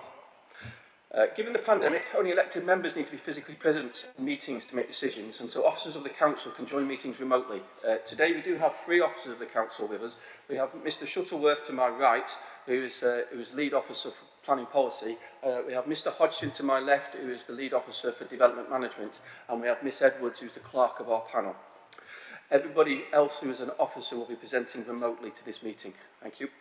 Okay, this meeting will also be streamed live, as I've just alluded to, and if you do intend to film or photograph the meeting, can I just ask that you do so in such a way as not to disturb other members of the public from speaking freely? That's all I ask. Thank you. Further, if I could just request that you adhere to the COVID-safe protocol that's in this building, I'll be very grateful for that too. Okay then, over to the order of business. First, the officers will present to the panel. Second, any registered objectors will be invited to speak. Third, any registered applicants agents will be invited to speak. Fourth, any registered ward councillors, MPs representatives will be invited to speak. Allow a total of 10 minutes for both sides, that's 5 minutes each. If there's 2 speakers, please divide again from there. Ward councillors, MPs representatives will get 5 minutes each. Following then, I'll close from your good selves and I'll pass over to the panel for debate, which will focus solely on material planning grounds against the aims of the City Council's local and government's national planning policies. Final decision will be made on those material planning grounds by inviting the panel members to vote. If there is a motion contrary to the officer's recommendation, then before any vote is taken, I will bring in a senior officer who will advise the panel to the merits of that motion. The chair will vote alongside all the other members of the panel. In case of a tie, I, the chair, will have a further casting vote to decide the application. I do hope that's all clear. Ladies and gentlemen, decisions will be made today. Those decisions may or may not please everybody, but I'd like to feel that everyone will feel when they leave this meeting that they had a fair and equal hearing throughout. Thank you. Okay, members, I do believe the first application we are taking today is, and I do hope we're in alignment with the officer team. I do believe it's 5F. Is that correct? Mr. Stevenson? Well, I think it's at Ellesmere we're going to do next. Okay, Mr. Stevenson, we'll take 5G. Yeah, Members, is that okay? Members, it'll be item 5G, which is 28 Ellesmere Street, Swinton, M27 0LA, pages 85 to 93. It's not on your amendment sheet. As I say again, it's item 5G. Mr. Stevenson, I could hear you loud and clear. Could you just flick your screens back and forth again, just to make sure they're not sticky this time? Yeah, it's myself that's presenting, but can you see that? Oh, sorry, Mr. Ketley. We've said Mr. Stevenson, you have a strange voice now. It's Mr. Ketley's voice. Mr. Ketley, I can hear you loud and clear, and I can see your screen went back and forth. So it's over to your good self, and you have the floor. Thank you, Chair. This application seeks planning permission to convert 28 Ellesmere Street in Swinton from a 3-bed dwelling house into a 7-bed, 7-person house in multiple occupation, together with changes to the property's external elevations. The application site is located at the corner of Arthur Street and Ellesmere Street, just to the north of the East Lancs Road. The end terrace property used to be an office, but was converted into a 3-bed dwelling house following a change of use application in 2011. As you can see from this area, the site is situated in a predominantly residential part of Swinton. Moorside Park is located a 500 metre walk away to the northeast. Some photos of the application site. You can see from the images on the right here and those on the left that the application site has a front and rear yard area. Views here. This one on the right is looking at the site down Arthur Street. These are the existing and proposed floor plans for the property. The Housing Standards team are satisfied that the size of the bedrooms and communal areas comply with the council standards for a HMO property of this size. All habitable rooms will be provided with an outlook and adequate daylight. Some minor alterations have been proposed to the exterior of the property to facilitate the proposed change of use, which can be seen here. 2 existing windows would be reduced in size, so this one here on the side, on the front, and a doorway would be replaced by a bathroom window. This plan shows that there are very few existing HMOs in the surrounding area. The application site marked by the magenta star.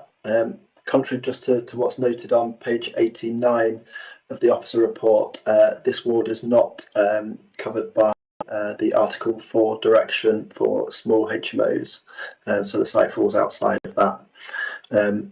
Officers are satisfied that the scheme would lead to an over-concentration of HMOs in this area or impact negatively on the overall mix of dwellings. So 8 letters of objection have been received in response to the application, with the principal concerns raised by residents summarised on page 87 of your agenda packs. No objections have been raised by consultees, including the Local Highways Authority. Conditions have been recommended to secure cycle parking spaces for the premises and to ensure that the HMO is not occupied by more than 7 residents. Overall, it is considered that the proposed HMO would make a positive contribution towards meeting the housing needs of those requiring lower cost accommodation. The application is therefore recommended for approval, subject to the conditions listed within the report. Thank you. Thank you, Mr. Ketley. Did hear you loud and clear there, and thoroughly. Thank you. Okay, we have no objectors present or who have registered to speak. We have no applicants or agents who have present or have registered to speak. But we do have a board member, Councillor Reynolds, who's registered to speak. Councillor Reynolds, such a long time, it's ridiculous. So, sorry to see you. You know just as well as me, any silver button will do on the microphone. Okay, thanks, Chair. Firstly, we know that HMOs can create problems as inspections in the last 12 months have showed issues with fire, damp, along with problems of storage and disposal of waste, leading to numerous complaints. And complaints generally are up 74% in the past 5 years in relation to HMOs, to the extent that we have recently as a council introduced landlord licensing for small HMOs in Salford. With this application, I'm objecting on the following grounds. I'm concerned about the size of space provided for residents. Bedrooms are only just the minimum standard, which I already consider is set at an unacceptable level. One is only 6.95 metres square, which is not much space for your bedroom, living room, shower, toilet area combined.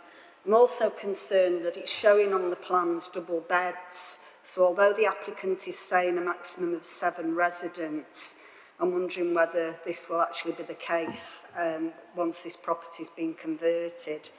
The shared dining room is also only 7.7 metres squared, which again doesn't provide a lot of space if there's several people in that area, especially as we're in a pandemic with the numbers increasing week on week in Salford. Fire safety, I'm concerned there are 2 doors, but only at the back of the property off the dining room and the kitchen area, and the existing door at the front is proposed to be removed and changed to a small window, so they don't exits in the event of a fire at the back of the property. The waste team are advising 4 by 250 litre bins, but if more are required, which may be the case, that would have to probably go at the front of the property, and in my view that would have be highly visible and would have a detrimental effect on the street scene and the surrounding area. If we look at parking, this is already a densely populated, congested area with narrow streets and double parking along the road and the roads off Ellesmere Street. I disagree with Highways' comments on this. There are a number of businesses in Ellesmere Street that haven't got any off-road parking, one being an auto services, there's a TV repair business and also a hairdresser's.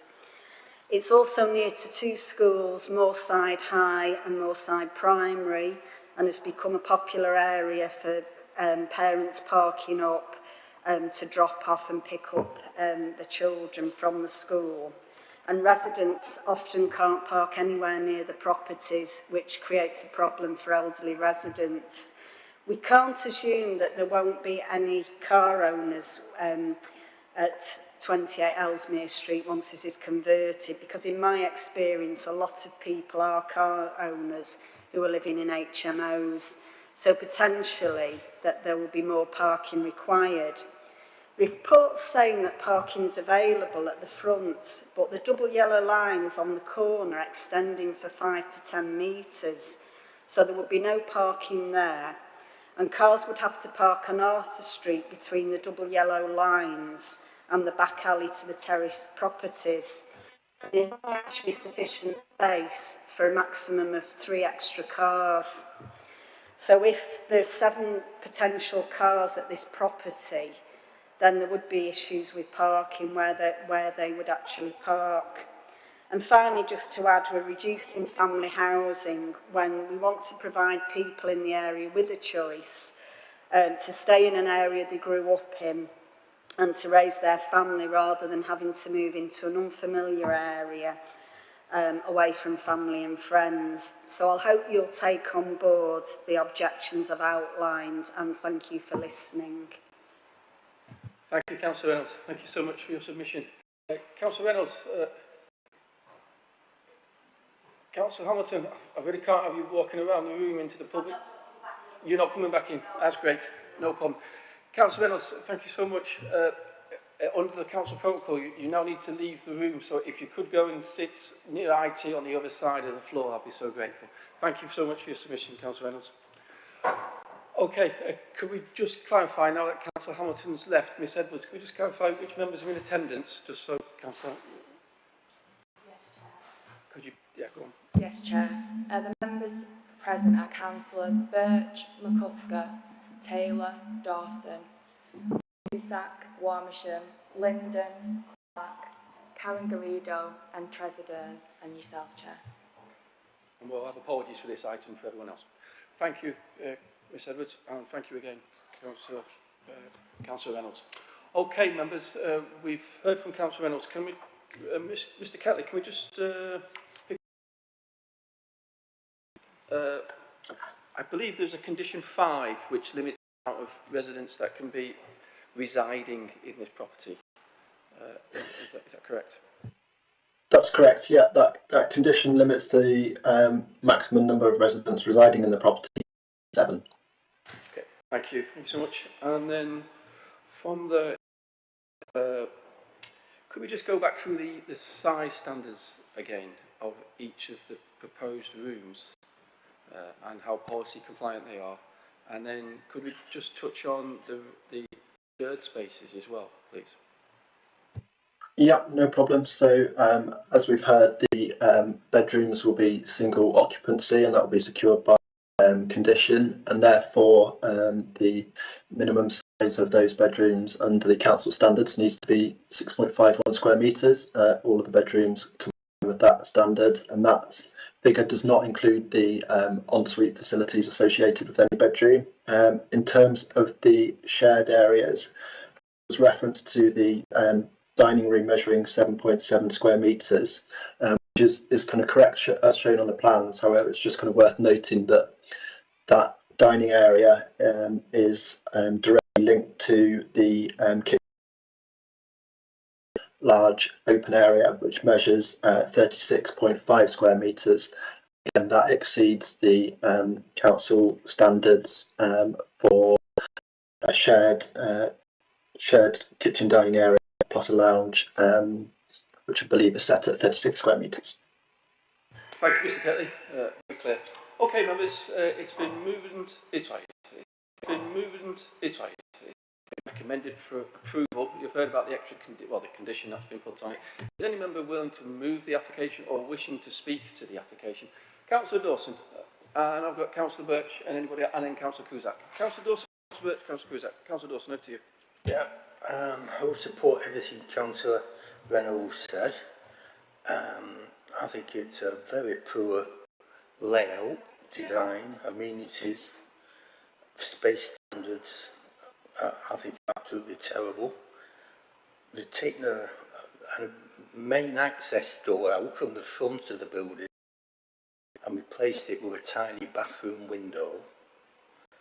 There's no way disabled people could ever use this building. It's not accessible. You've got a dining room table which nearly blocks one of the fire exit doors at the back. It's that tight, the layout in there. There's multiple doors. How would the hearing alarm go in the building? So there's no mention that it's going to have sprinklers or any other safety features. It's just done on the cheap. And I think this is what, it's a very poor design. It should be recommended, it should be a 5 or a 6 bedding, which I think may work, but it's not my position to tell what to do. That this design is literally, it's an awful design. People couldn't get out the building, it'd be difficult. You know, and I know you were going to say building regs a lot, but we're a name to this, and I think it's just wrong. You know, you got 6 buildings, sorry, 6 rooms, 6.95, 3, 8. Poor, pretty low standard, but 6 bedrooms. They've just squeezed as many as possible into this design, and it's absolutely awful. You know, and it's really asking people who have got a lot of money, you know, they'll be the ones these low-cost properties. But I don't think anybody, we shouldn't turn the clock like 50, 100 years to the standard what we're. We should have proper standard where people can have a safe and a, you know, a proper life. You know, because you look at the communities again, they've had to take walls down, open it up, and the 2 exit doors in the same room. You know, it's an absolutely dreadful, awful design. But it's not my problem to say that. But what I do think, it's overdeveloped, and I think we should just really refuse this on that. It doesn't have the amenities within the building. Councillor Reynolds have mentioned all about the external, the highways, but you know, the waste in particular is bad because it's a tiny yard at the back. The bins at the front are just on an open aspect. So what does it do for the street scene? You know, I said about waste and more, but it's in the front of the house, behind us, a railing that high, just a black open railing. So if you start putting 8, maybe 10 bins in that front, yeah, it's going to make the street look absolutely dreadful. So I can't, this design is just so bad. I feel I can't support it at all. Thank you, Chair. Thank you, Councillor Dawson. I picked up from your sentiments there, Councillor Dawson, that the internal amenity and layout is poor design, is well below standard and overdeveloped internally. I picked up that it's not adding to the character of the street. No, absolutely. Is that okay? Is that okay, Councillor Dawson? Yeah. Thank you. Okay, I've got Councillor Birch next. I've got Cusack, and then I've got Councillor McCusker, and I did have. Was there anybody else who wishing to speak at the moment? And I've got Councillor Clark. Councillor Birch, over to you, good self. Thank you. Feel about HMOs. Just condition 5 says that the HMO thereby permitted shall not be occupied by more than 7 residents. What happens? Somebody gets married. All 7 of them do bring their partner in. What happens? Who is going to police it, and who's going to part of the property? We don't live in the ideal world, and you know, who's going basically to police it? I am concerned. I have those concerns raised by Councillor Reynolds. We might very quickly have the numbers of residents doubled. Who and how is this condition number 5? If this is approved, how is this condition going to be policed? By whom? Thank you. Thank you, Councillor Birch. Mr. Ketley, Would you tell us where the social police station is? Thank you, Chair. I think it's a matter that will be picked up in perhaps two ways. Obviously, licensing will be involved with the property as well, so there'll be an element of policing there. Also, I suppose we would rely to a degree on the residents in the immediate area. If they felt that the property was being over-policed, then obviously they could submit a representation to us. And something. With you all the way, Councillor Birch, it's almost impossible to enforce. Thank you, Chair. I'm not going to labour that anymore. Thank you. Okay, moving on to Councillor Cusack, and then Councillor McCusker and Councillor Clock. Councillor Cusack. Thank you, Chair. My question was very similar to Councillor Birch's question, in that I question the ability of the local authority to enforce a residential number in an HMO. Enforcement in many areas is difficult. Most of the conditions we put on applications are relatively easy to enforce. That question has now been answered. My further question to the officers would, bearing in mind Councillor Dawson's concerns, which I also share, would it be acceptable to reduce that condition from 7 to, say, 6 or 5, which would make it in my view, and I actually don't object to this HMO conversion application in principle. I just think it's an overdevelopment of that individual building. So, question: is it acceptable to change the condition to reduce it from 7 residents to a low number? Thank you, Chair. Yeah, I'm with you, Councillor Cusack. I too do believe it's an overdevelopment of this particular building. I do. Mr. Ketley, Councillor Cusack there, reducing 7 down to possibly 5 or less. Is that a reasonable thing to do, given that the applicants have applied for 7 beds? Whilst we understand the kind of concerns that Councillor Cusack has raised there, we are very much being asked to approve the layout input in front of us, and that obviously is a layout of bedrooms. So whilst we have sought to apply a condition to ensure that each bedroom is not occupied by more than one person, I don't think it would be reduce that number any further to less than one person bedroom. So we're being asked to, as I say, approve a layout of 7 bedrooms as part of the development description and also the plans that have been submitted. Thank you, Mr. Ketley. Thank you so much. Okay, I'm over to we'll move on. Is that okay, Councillor Cusack? Or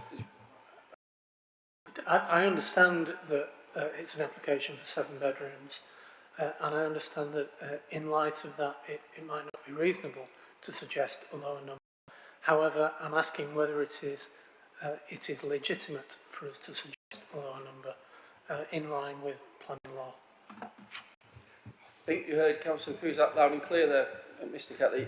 Would you like me to bring in Mr. Hodgson or Mr. Okay, Mr. Hodgson. No, I think that's fine. The request essentially warrant a further application. The conditions have to be reasonable, and I don't think we would consider that to be a reasonable condition. As I say, the application is sort of very much put to us a scheme for 7 bedrooms to be occupied by 7 people and a layout that's been submitted for approval, and we would ask that what is. Okay, thank you, Mr. Kelly. Has his finger on the trigger. So, Mr. Hodgson, see if we get. Thank you, Chair. I think Mr. Ketley's obviously explained it very well. I think the question is a legitimate question. I think it's a legitimate question because the question goes around what is the impact of 7 versus 5 in terms of members' concerns around the standard of accommodation and the space, etc., within the property. So it is a legitimate question, but the key thing that Mr. Ketley's responded on is the fact that we have to deal with what's in front of us. And the application is for HMO for 7 bedrooms, and that's what we have to consider. First, we've heard, obviously, from Councillor Birch and others, that how can we enforce 7? The implication, I think, if I follow Isaac's suggestion, is that if we reduce it to 5 bedrooms, if it's of 7, how much has 2 bedrooms, for example, and that you then use bedrooms for sake of argument. So I think it's very clear, Chair, that we have to consider what is before us. Thank you, Chair. Thank you, Mr. Okay, as you'll see, members, you know, we do get lots of HMOs at this panel, and we debate every single one of them. We don't just decide them on the cuff stuff. We debate the merits of every single one, and that's what we should do. Thank you, Councillor Cusack. Councillor McCusker, I've got Councillor Clark, and is there anybody else? No. Oh, yeah, no problem. Councillor McCusker. Yeah, I just want, could the officer put the plans back up? I don't seem to have the plans in my pack. Yeah, okay, yeah, so obviously I didn't go back to the actual application, I just read what was in the pack. Right, I'm trying to stare over there when it's on my screen here. Yeah, even bigger, there we go. Yeah, you know, going back to what I said before, I think we have to take HMO on its merits, and I'm sorry, I just have to agree with Councillors Cusack and Dawson that this is complete overdevelopment in terms of getting 7 people into that property.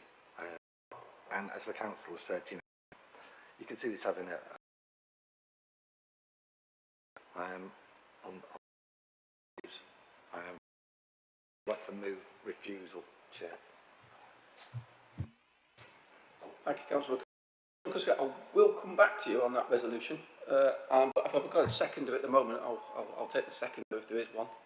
Is there a seconder?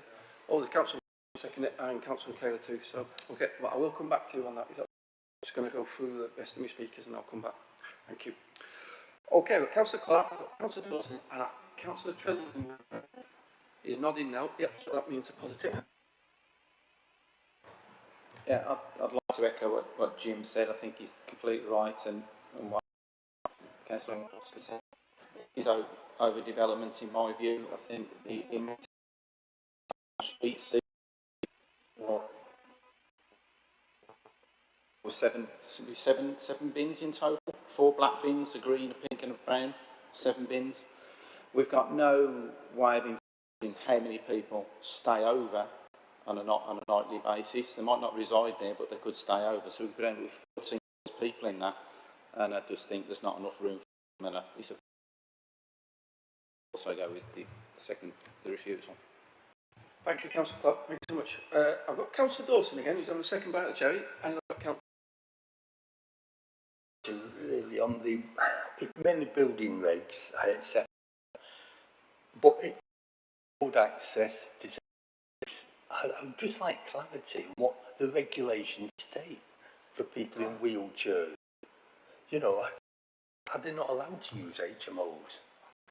Also, the sprinklers on a very tightly packed building. What are our planning controls and safe? Not just for this one. This would be for a general requirement for HMOs or high density buildings. Frustrating, we can't give any weight as a planning authority to fire regulations. They are completely not within our thing. However, though, we do have policies about DDA compliance.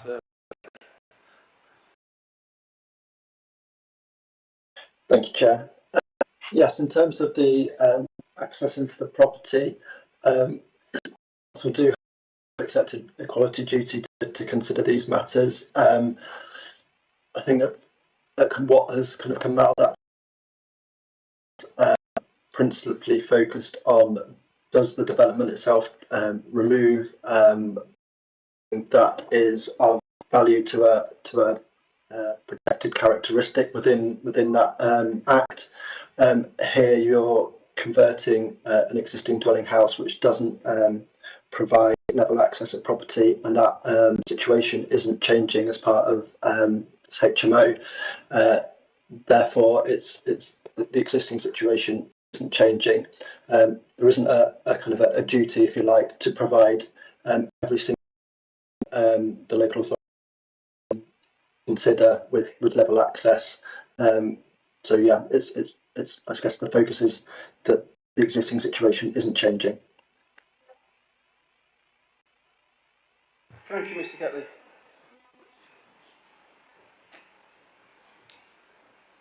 Okay, Councillor Dawson. Yeah, would you move the front door? A wide office front door, which could have got disabled people in and out. It did as a shop, commercial premises. So I'm confused. No problem, Councillor Dawson. Mr. Ketley, did you hear Councillor Dawson there? Just broke up a little bit in the middle there. Was there some reference to when it was a shop? Yeah, let's do it again. Councillor Dawson, hit that microphone. Yeah, it was a 3-bedroom, that was designation, that's what's on the report, although it was used as a shop, I accept that. The front door was a wide door, and disabled people could have got in and out of that. So we are changing the building. You know, we're removing that door completely and putting all 1 foot with 18-inch window in. That's how it's being altered. So now all you've got is a backyard, a tiny table blocking that door, and you've got another one with a step. You know, it changed. Yeah. Just if I can just clarify that situation. Corner which is converting to a bathroom. My understanding is that currently has a stepped access into it, so it doesn't provide level access at the moment, and that's the door that's being removed. Thank you, Mr. Ketley. I'm going to move forward, Councillor Dawson. Is that okay? I've heard your displeasure about this application loud and clear. Don't you worry. It's okay. Thank you.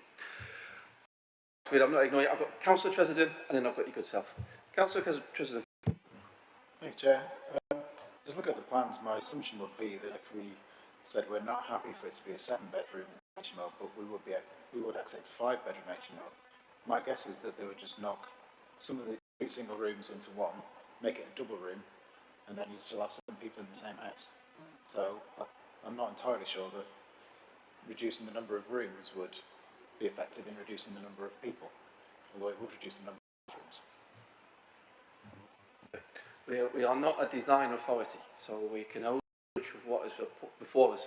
If we do think it's an over-concentration of the place, then that is for that to be tested either at an inspectorate level, or it could be for the applicant to come back to test what we would be satisfied with in development terms within the envelope of the building.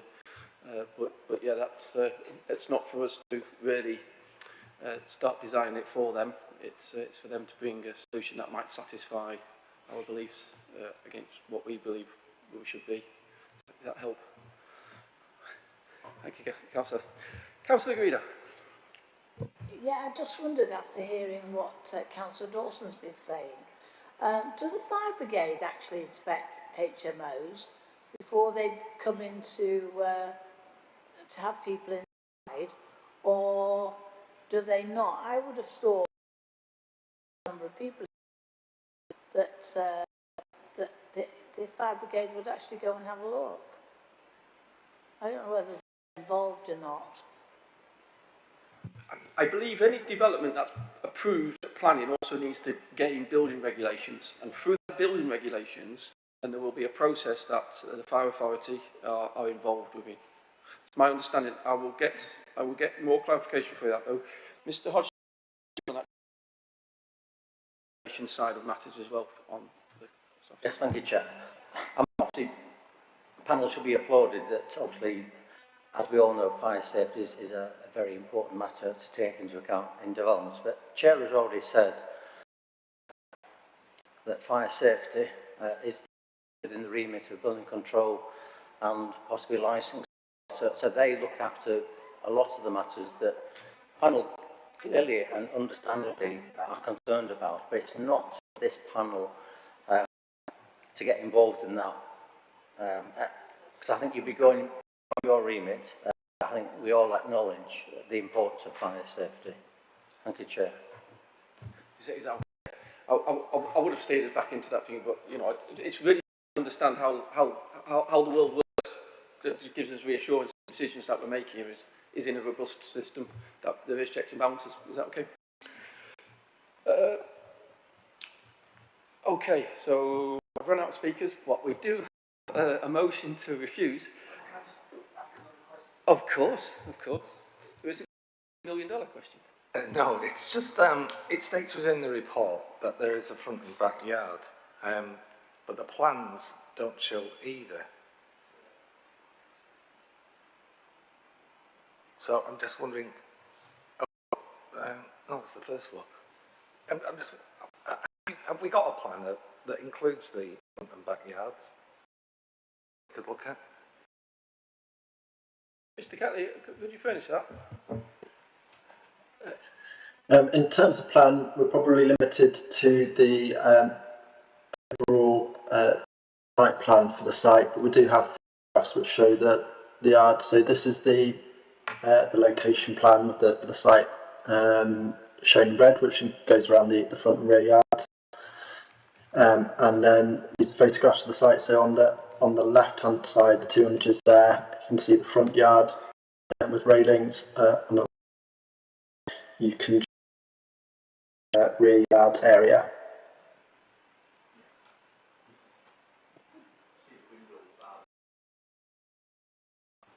Okay, thanks. Leave them up. Thank you. Okay, so I've run out of speakers now, but I do have a motion on the. Do we have any power to say part of firing window, which means people see the front, that whole area, that would just blight everything. That could be 8 or 10 bins if you just look at that little rail, and that's the street, you know. Councillor McCusker, you did move a motion to. At the moment, it shows the extent,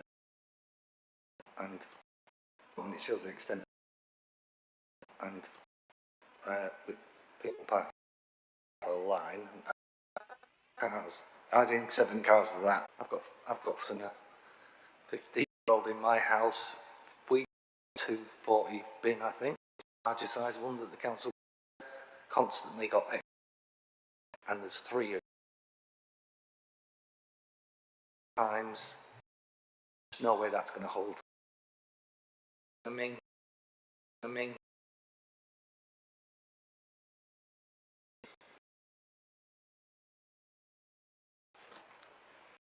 Thank you, Councillor McCusker. Could I? Yes. Okay. Well, we do need to this, and so internal amenity for future occupiers layout is poor. Internal design is well below to overspill impact on the character of the immediate neighbourhood. In there too. So, Mr. Ketley, have you just heard the proposed to the panel? I have, thank you. Yes, Chair. Yeah. Are you able to put bins in there somewhere? Yeah, that sounds understood. Thank you. I wouldn't really like to say in particular, because I do believe that the overspill from this overdevelopment of this house, of the internal overdevelopment will lead to an overspill of more than such likes of dreams. It will lead to other social and street scene issues. But that's where we are. So if you could read back to us with the bins in, but it's not specifically and only bins. I think I would.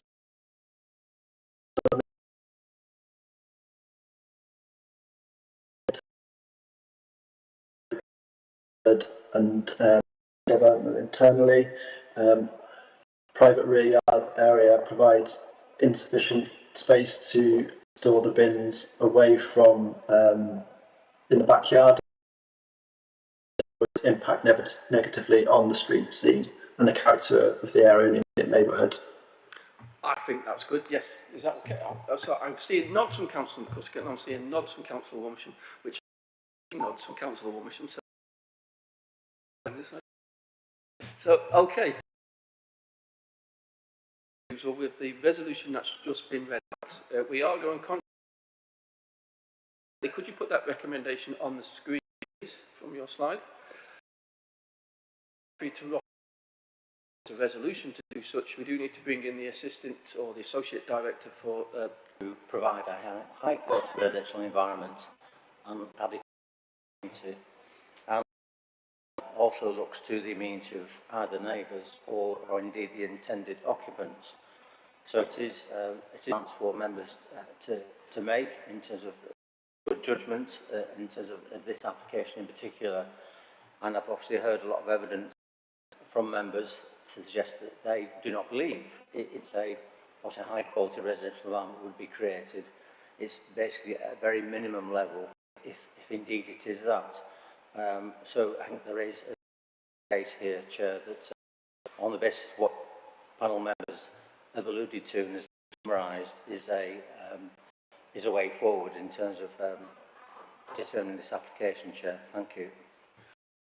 Thank you so much. Okay, Mr. Councillor McCusker, have you changed your mind at all, Councillor? No. See, that's what I usually get. Okay. So all in favour. Of the refusal with the resolution that was read out by Mr. Ketley. All in favour of that refusal, please show. Refusal. No. Okay, ladies and gentlemen, the application has been refused. Thank you so much. Okay. So is that last application that we're hearing today, 5F? Is that correct, Mr. Stevenson? That's correct, yeah. Oh, thank you, Mr. Stevenson. I'm feeling a lot better about myself now. Mr. Stevenson, if we could see your slide. Yep, thank you so much. If you could go forward one, back one. Thank you, Chair. Yep, this application is for the erection of 2 detached dwellings, and members of the board that an earlier version of this application came before them in April of this year and was refused, and I'll come on to some of the detail of that in a moment. This is the application site. It's Mr. Stevenson, close. Mr. Stevenson, I'm really sorry. Served off Hazelhurst Road. Mr. Stevenson, to the immediate. I'm really sorry. One member did leave during the previous. One member did declare it, and so in the interest of making sure that we have as many members of the panel around the panel table, we do need to start this application again. Councillor Reynolds and Councillor Hamilton, please return to the panel. My apologies. We were gossiping this end and you were gossiping your end, and we've not got together in the middle, have we? Do apologise. No problem at all. Okay, so I'll have to reintroduce the application now. We've got two members present. Is that okay? Okay, so members, it's item 5F. It's land at Hazelhurst Road, Worsley, M28 2SE. It's pages 73 to 84 of your agenda, and it's not on your amendment sheet. Mr. Stevenson, over to you, good self. Thank you. I do apologise for that. Yeah, this application is for the erection of 2 detached dwellings. This is the site outlined in accessed at the end of Hazelhall Close, which itself comes off Hazelhurst Road. You can see adjacent to the site there was a planning permission grant in 2019. That development is either nearing completion or is complete. To the side of the development site with agricultural land and greenbelt land, and importantly you'll see the relationship to existing Hazelhall Close. The 2 properties, 100 and 102 Road and 104 Hazelhurst Road, which has its rear garden in this area here. So this is just a bit more policy context in terms of any constraints. There is a TPO in the area. It's not affected by this development. I've already mentioned the location of the green belt, which again doesn't cover this site, and there is a grade 2 listed building, but again impact on its setting. This was a gap stage, and concerns were raised with the of 3 dwellings on the site, and as a result of those discussions, decided to submit an application with 2 detached dwellings, albeit of greater scale. This was the scheme that was presented to members back in April this year. Members were not satisfied with this development, had concerns about the massing and size of the properties and the impact that that would have on the character, and also the impact on overlooking the garden area, the side here, which is 104 Hazelhurst Road. So those were the elevations that were previously presented to members. Those are the detailed wording of the 2 reasons for refusal, and these are the matters which members are really asked to consider today. Do the revised proposal, revised plans overcome the concerns set out within these 2 reasons for refusal? So previously we'd said that the height, scale and massing of those 2 dwellings would appear cramped within the plot, and it was felt that they were too big and they'd effectively be overdevelopment. And secondly, that it would introduce a number of habitable room windows at 1st and 2nd floor level within close proximity to the site boundary, and that would result in significant overlooking private amenity space of 104. So this is the layout which members are asked to consider today. You can see the red line here on the audio, which is putting me off a little, but I'll try to speak through it. You can see that the 2 dwellings now are semi-detached, so the massing of the build has been brought much closer together. You can also see that they are pulled away from this common boundary with 104 Hazelhurst Road, and I've put some distances on there. 7 from the nearest first floor habitable room window in this location, 8.9 this distance, this location. That the 2 such that the refused scheme was pointing more towards the garden, whereas this scheme is pointing more towards the top corner of the garden.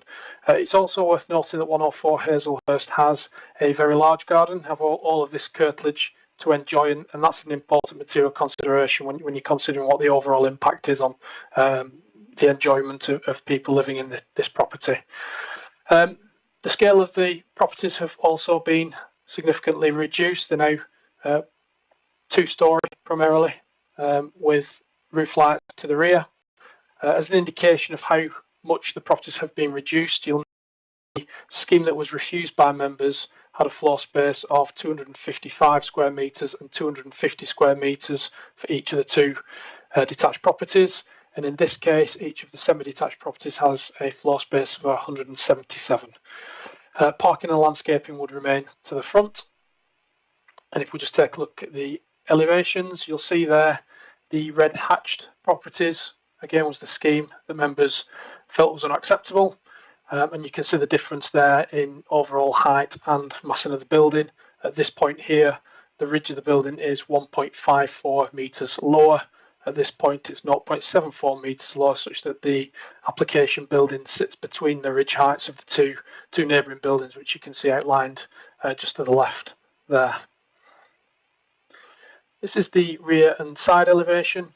You'll see they've been overlooking from the side elevation, given the existence of a boundary treatment in this location.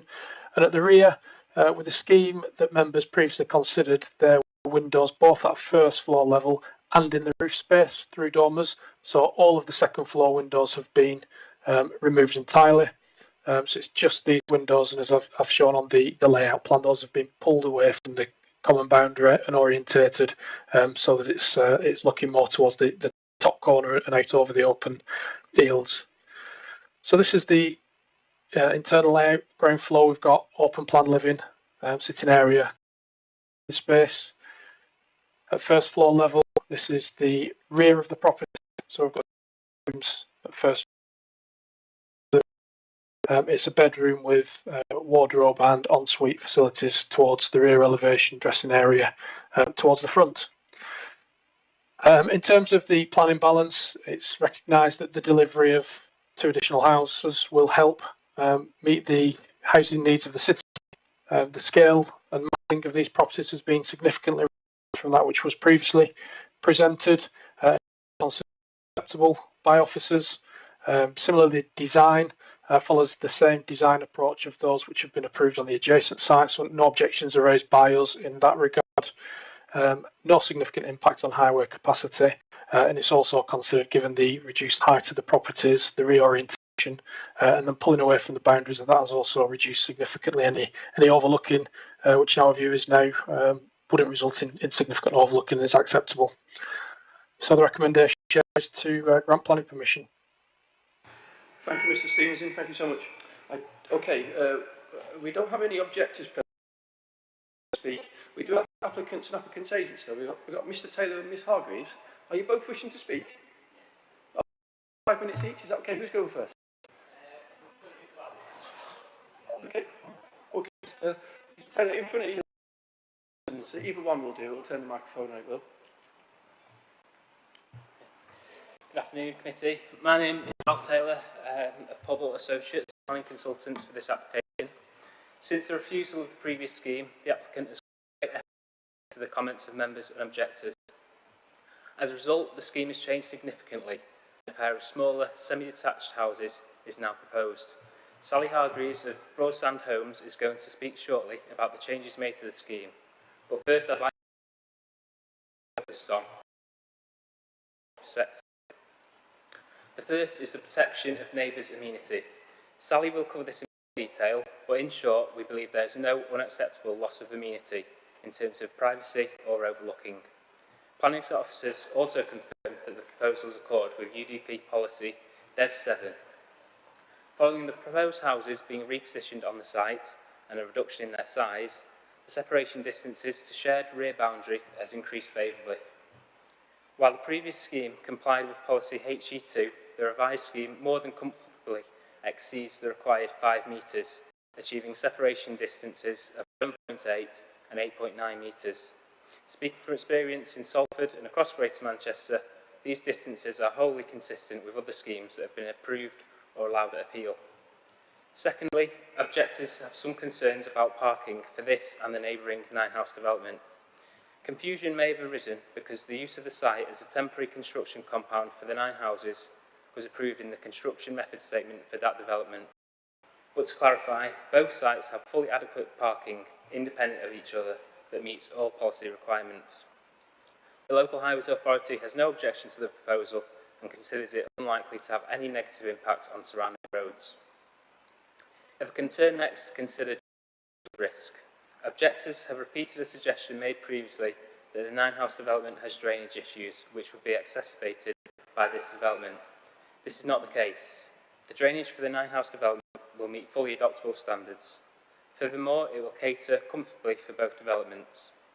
On the basis that all work will be undertaken in accordance with building regulations, the Council's drainage engineer has no objections and the proposed scheme is in clear compliance with the policies. Finally, objectors have expressed a preference for a single dwelling on the site, but this would be in conflict with UDP policy H1 in terms of insufficient development density. Any less than 2 dwellings on this site would not satisfy the criteria for the effective use of land in need for homes.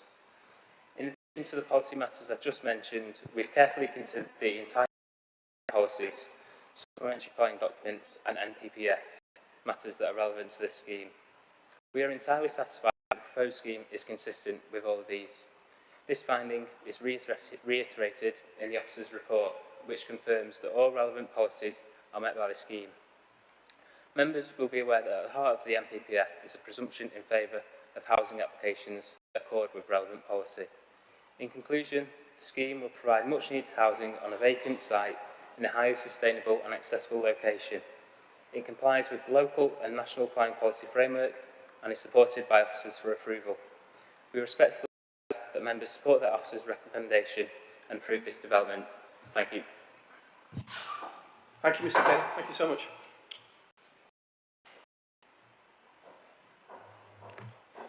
Oh, Ms. Hargreaves, we just need to clean our COVID safe protocols. If we must clean after each speaker, I do apologise.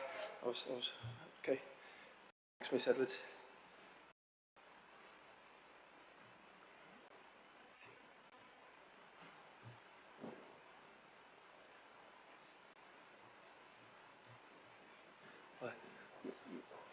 Ms Hargreaves, both sides get 10 minutes each, so Mr Taylor used around about 7, so if we say that you have, sorry, not 7, around about 3 minutes, so you have 7. So, over to your good self. You just have to press one of the silver buttons to turn the microphone on. Yep, go for it. I'll give you a shout about 6 minutes to help time your good self. Is that okay? Thank you, Ms Hargreaves. Thank you. Good afternoon, committee. My name's Sally Hargreaves. I'm a partner in the developer Broadside Homes. And I'm very grateful for the opportunity to speak to you today in support of our application. I'd like to start by just broadening the reasons for refusal of the previous application that we heard from the planning officer. 2 reasons were given. The first related to height, scale and massing of the development and a concern that it would result in overdevelopment of the site. And the second was that the windows of the habitable rooms on the first and second floors would overlook the garden of number 104 Hazelhurst Road. In relation to scale and mass, some quite fundamental changes have taken place. First, as you've heard, the previous proposal was for 2 3-storey detached houses. This has been changed. The current proposal is for a pair of 2-storey semis with some limited accommodation in the roof space. Within that 2-storey height, we've got some dormer windows at the front pitch, but roof lights are on the rear pitch. If I may, I'd just like to refer you again to the street scene drawing that you'll be familiar with. It's included in page 2 of the committee report, and I don't know if the officer can put it back on the screen for us, but it was the one he referred to.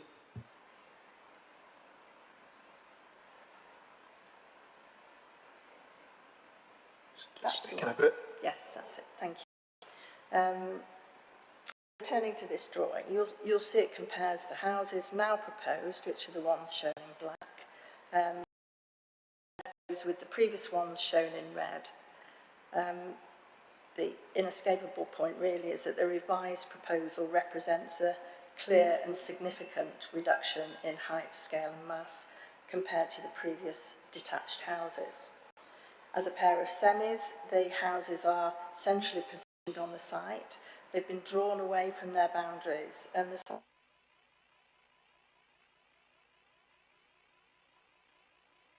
and open, spacious and open as a result. This has allowed for ample garden areas to the side and rear of the properties, which are now a generous 208 and 285 square metres, respectively.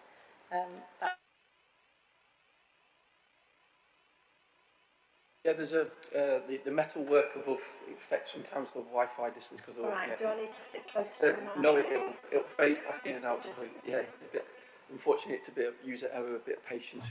Sorry, Miss Hargreaves. No problem. Okay. We've reviewed gardens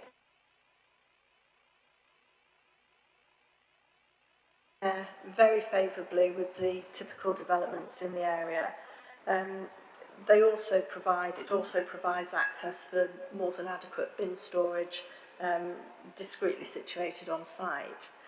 The houses have also become much smaller in their footprint.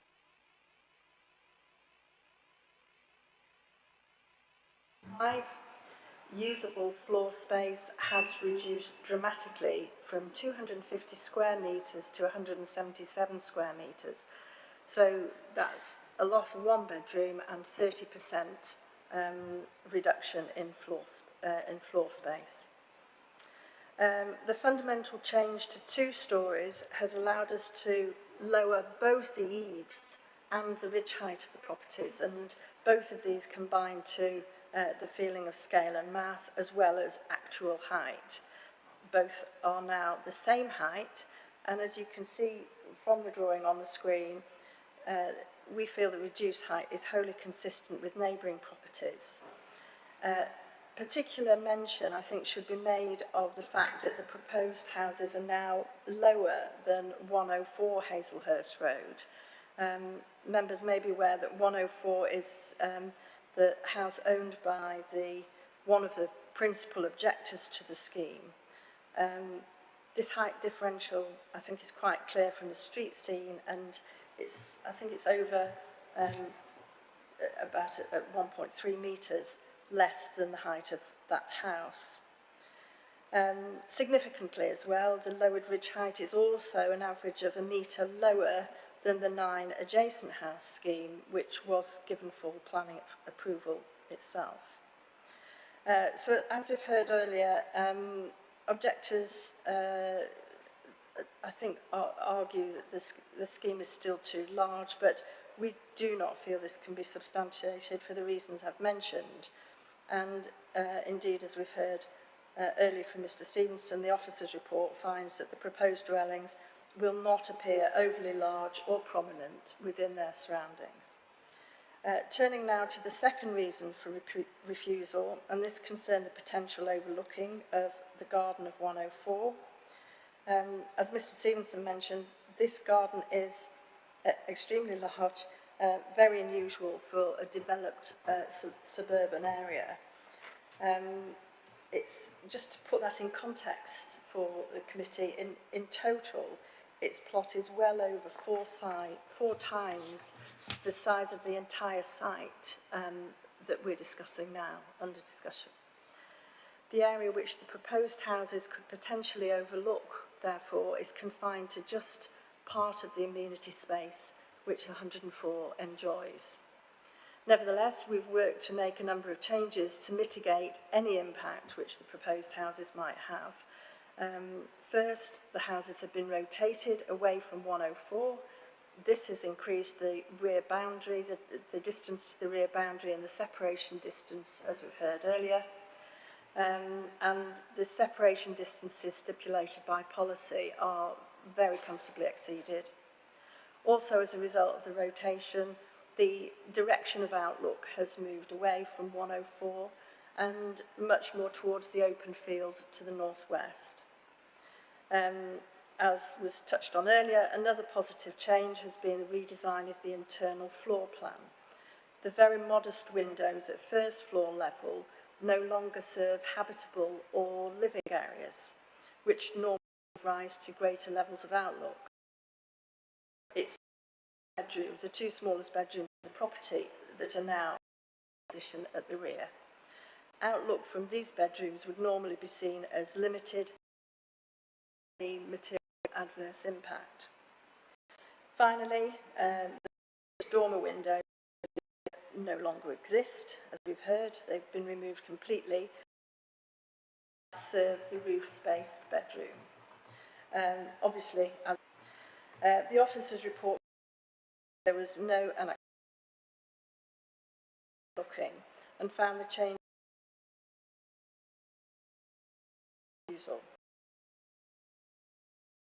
will feel able to agree with their officer's conclusion and recognise the very significant and material improvements that have been made. We therefore respectfully request that members support the recommendation and approve this application. Thank you very much for listening. Thank you, Ms Hargreaves. I thought I'd just let you run through, Ms Hargreaves, because we haven't had many speakers this morning, and so I thought I'd give you the time you need. Thank you so much. Thank you. Scott, that's called Sod's Law. The microphone worked perfectly when you turned it with a spare one. So that. Okay, members. We don't have any ward councillors registered to speak, so we're open to the debate. Members, as Mr Stevenson did point to us, is that we really need to focus on the two areas that we did refuse the original application on. Meeting that there was nothing against in policy or principle terms of this being residential development. The actual point was overdevelopment, and it was overlooking the adjoining and properties to the rear. So open up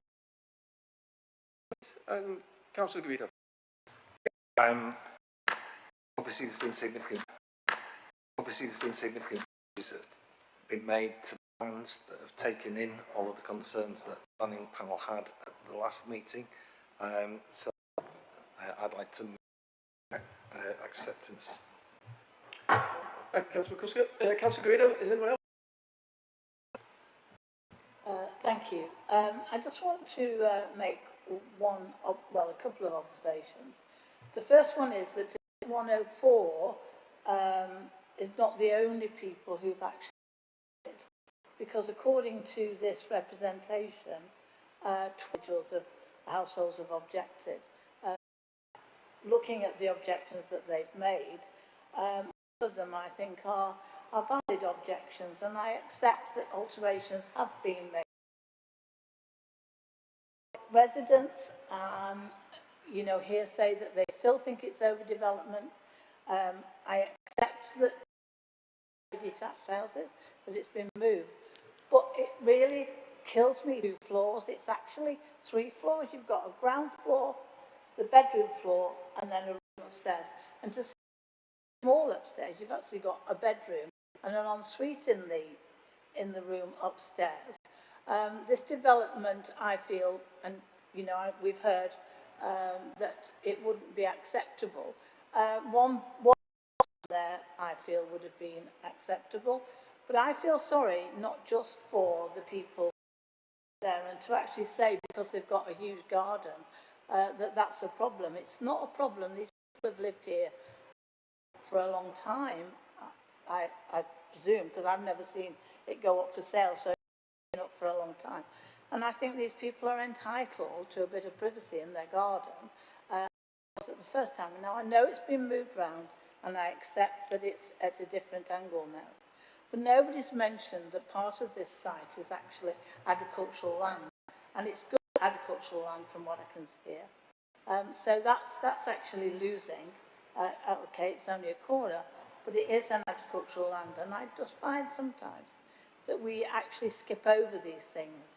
And the person that I actually feel very sorry for, and has never contacted me, but having been to look at the site, is the people who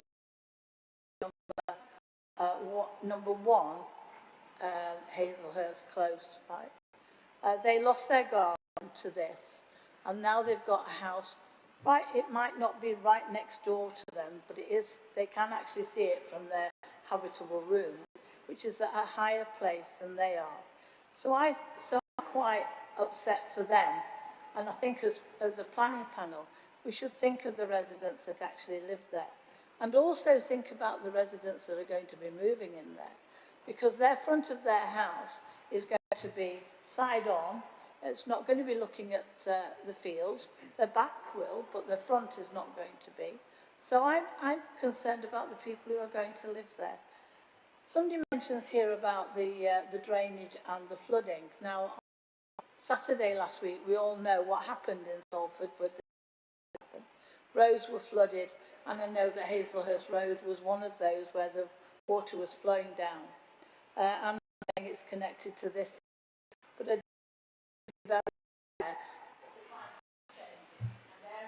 are being affected, which never were affected before. And we need to be aware of it. I'm not sure. I mean, they have gone to what they said. Yeah. Councillor Guido, your microphone reset on you. I don't know why. Would you just push your button again? Somebody shut me off, haven't they? Not me. Not me. In this room. Right.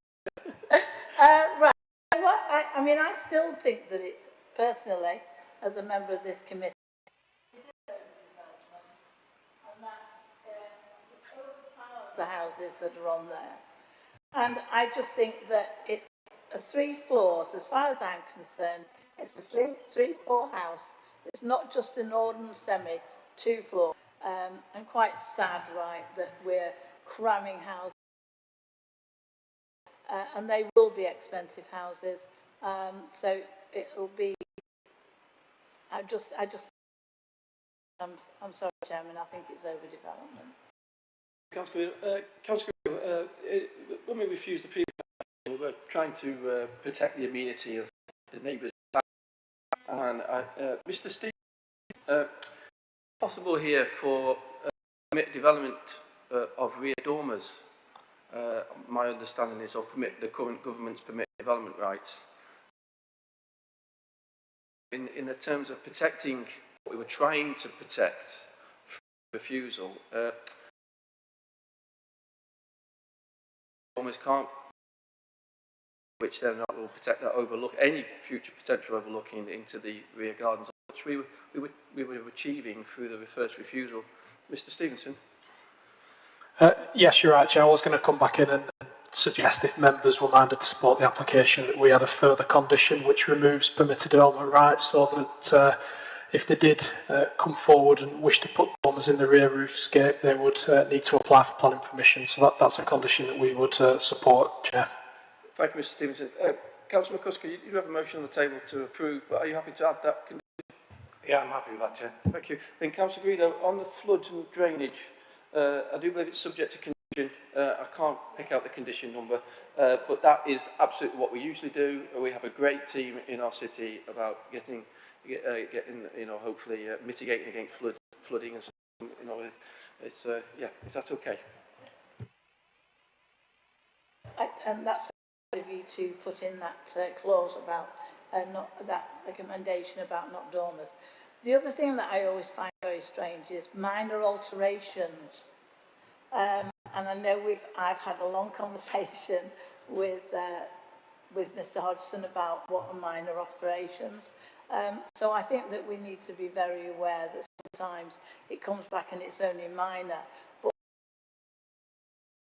at it ourselves here, it would be a bit of a mind it for Councillor McClusker to look at.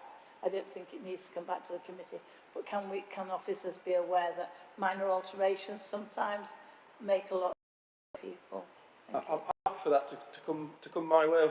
Definitely. I think the officers have really heard the member sentiments with this site and what we consider to be dear in sacrament to the site. So, well, yeah, I'm more than happy for any minor amendments to come my way to make sure it stays on the same line as the sentiments of what the panel wishes for.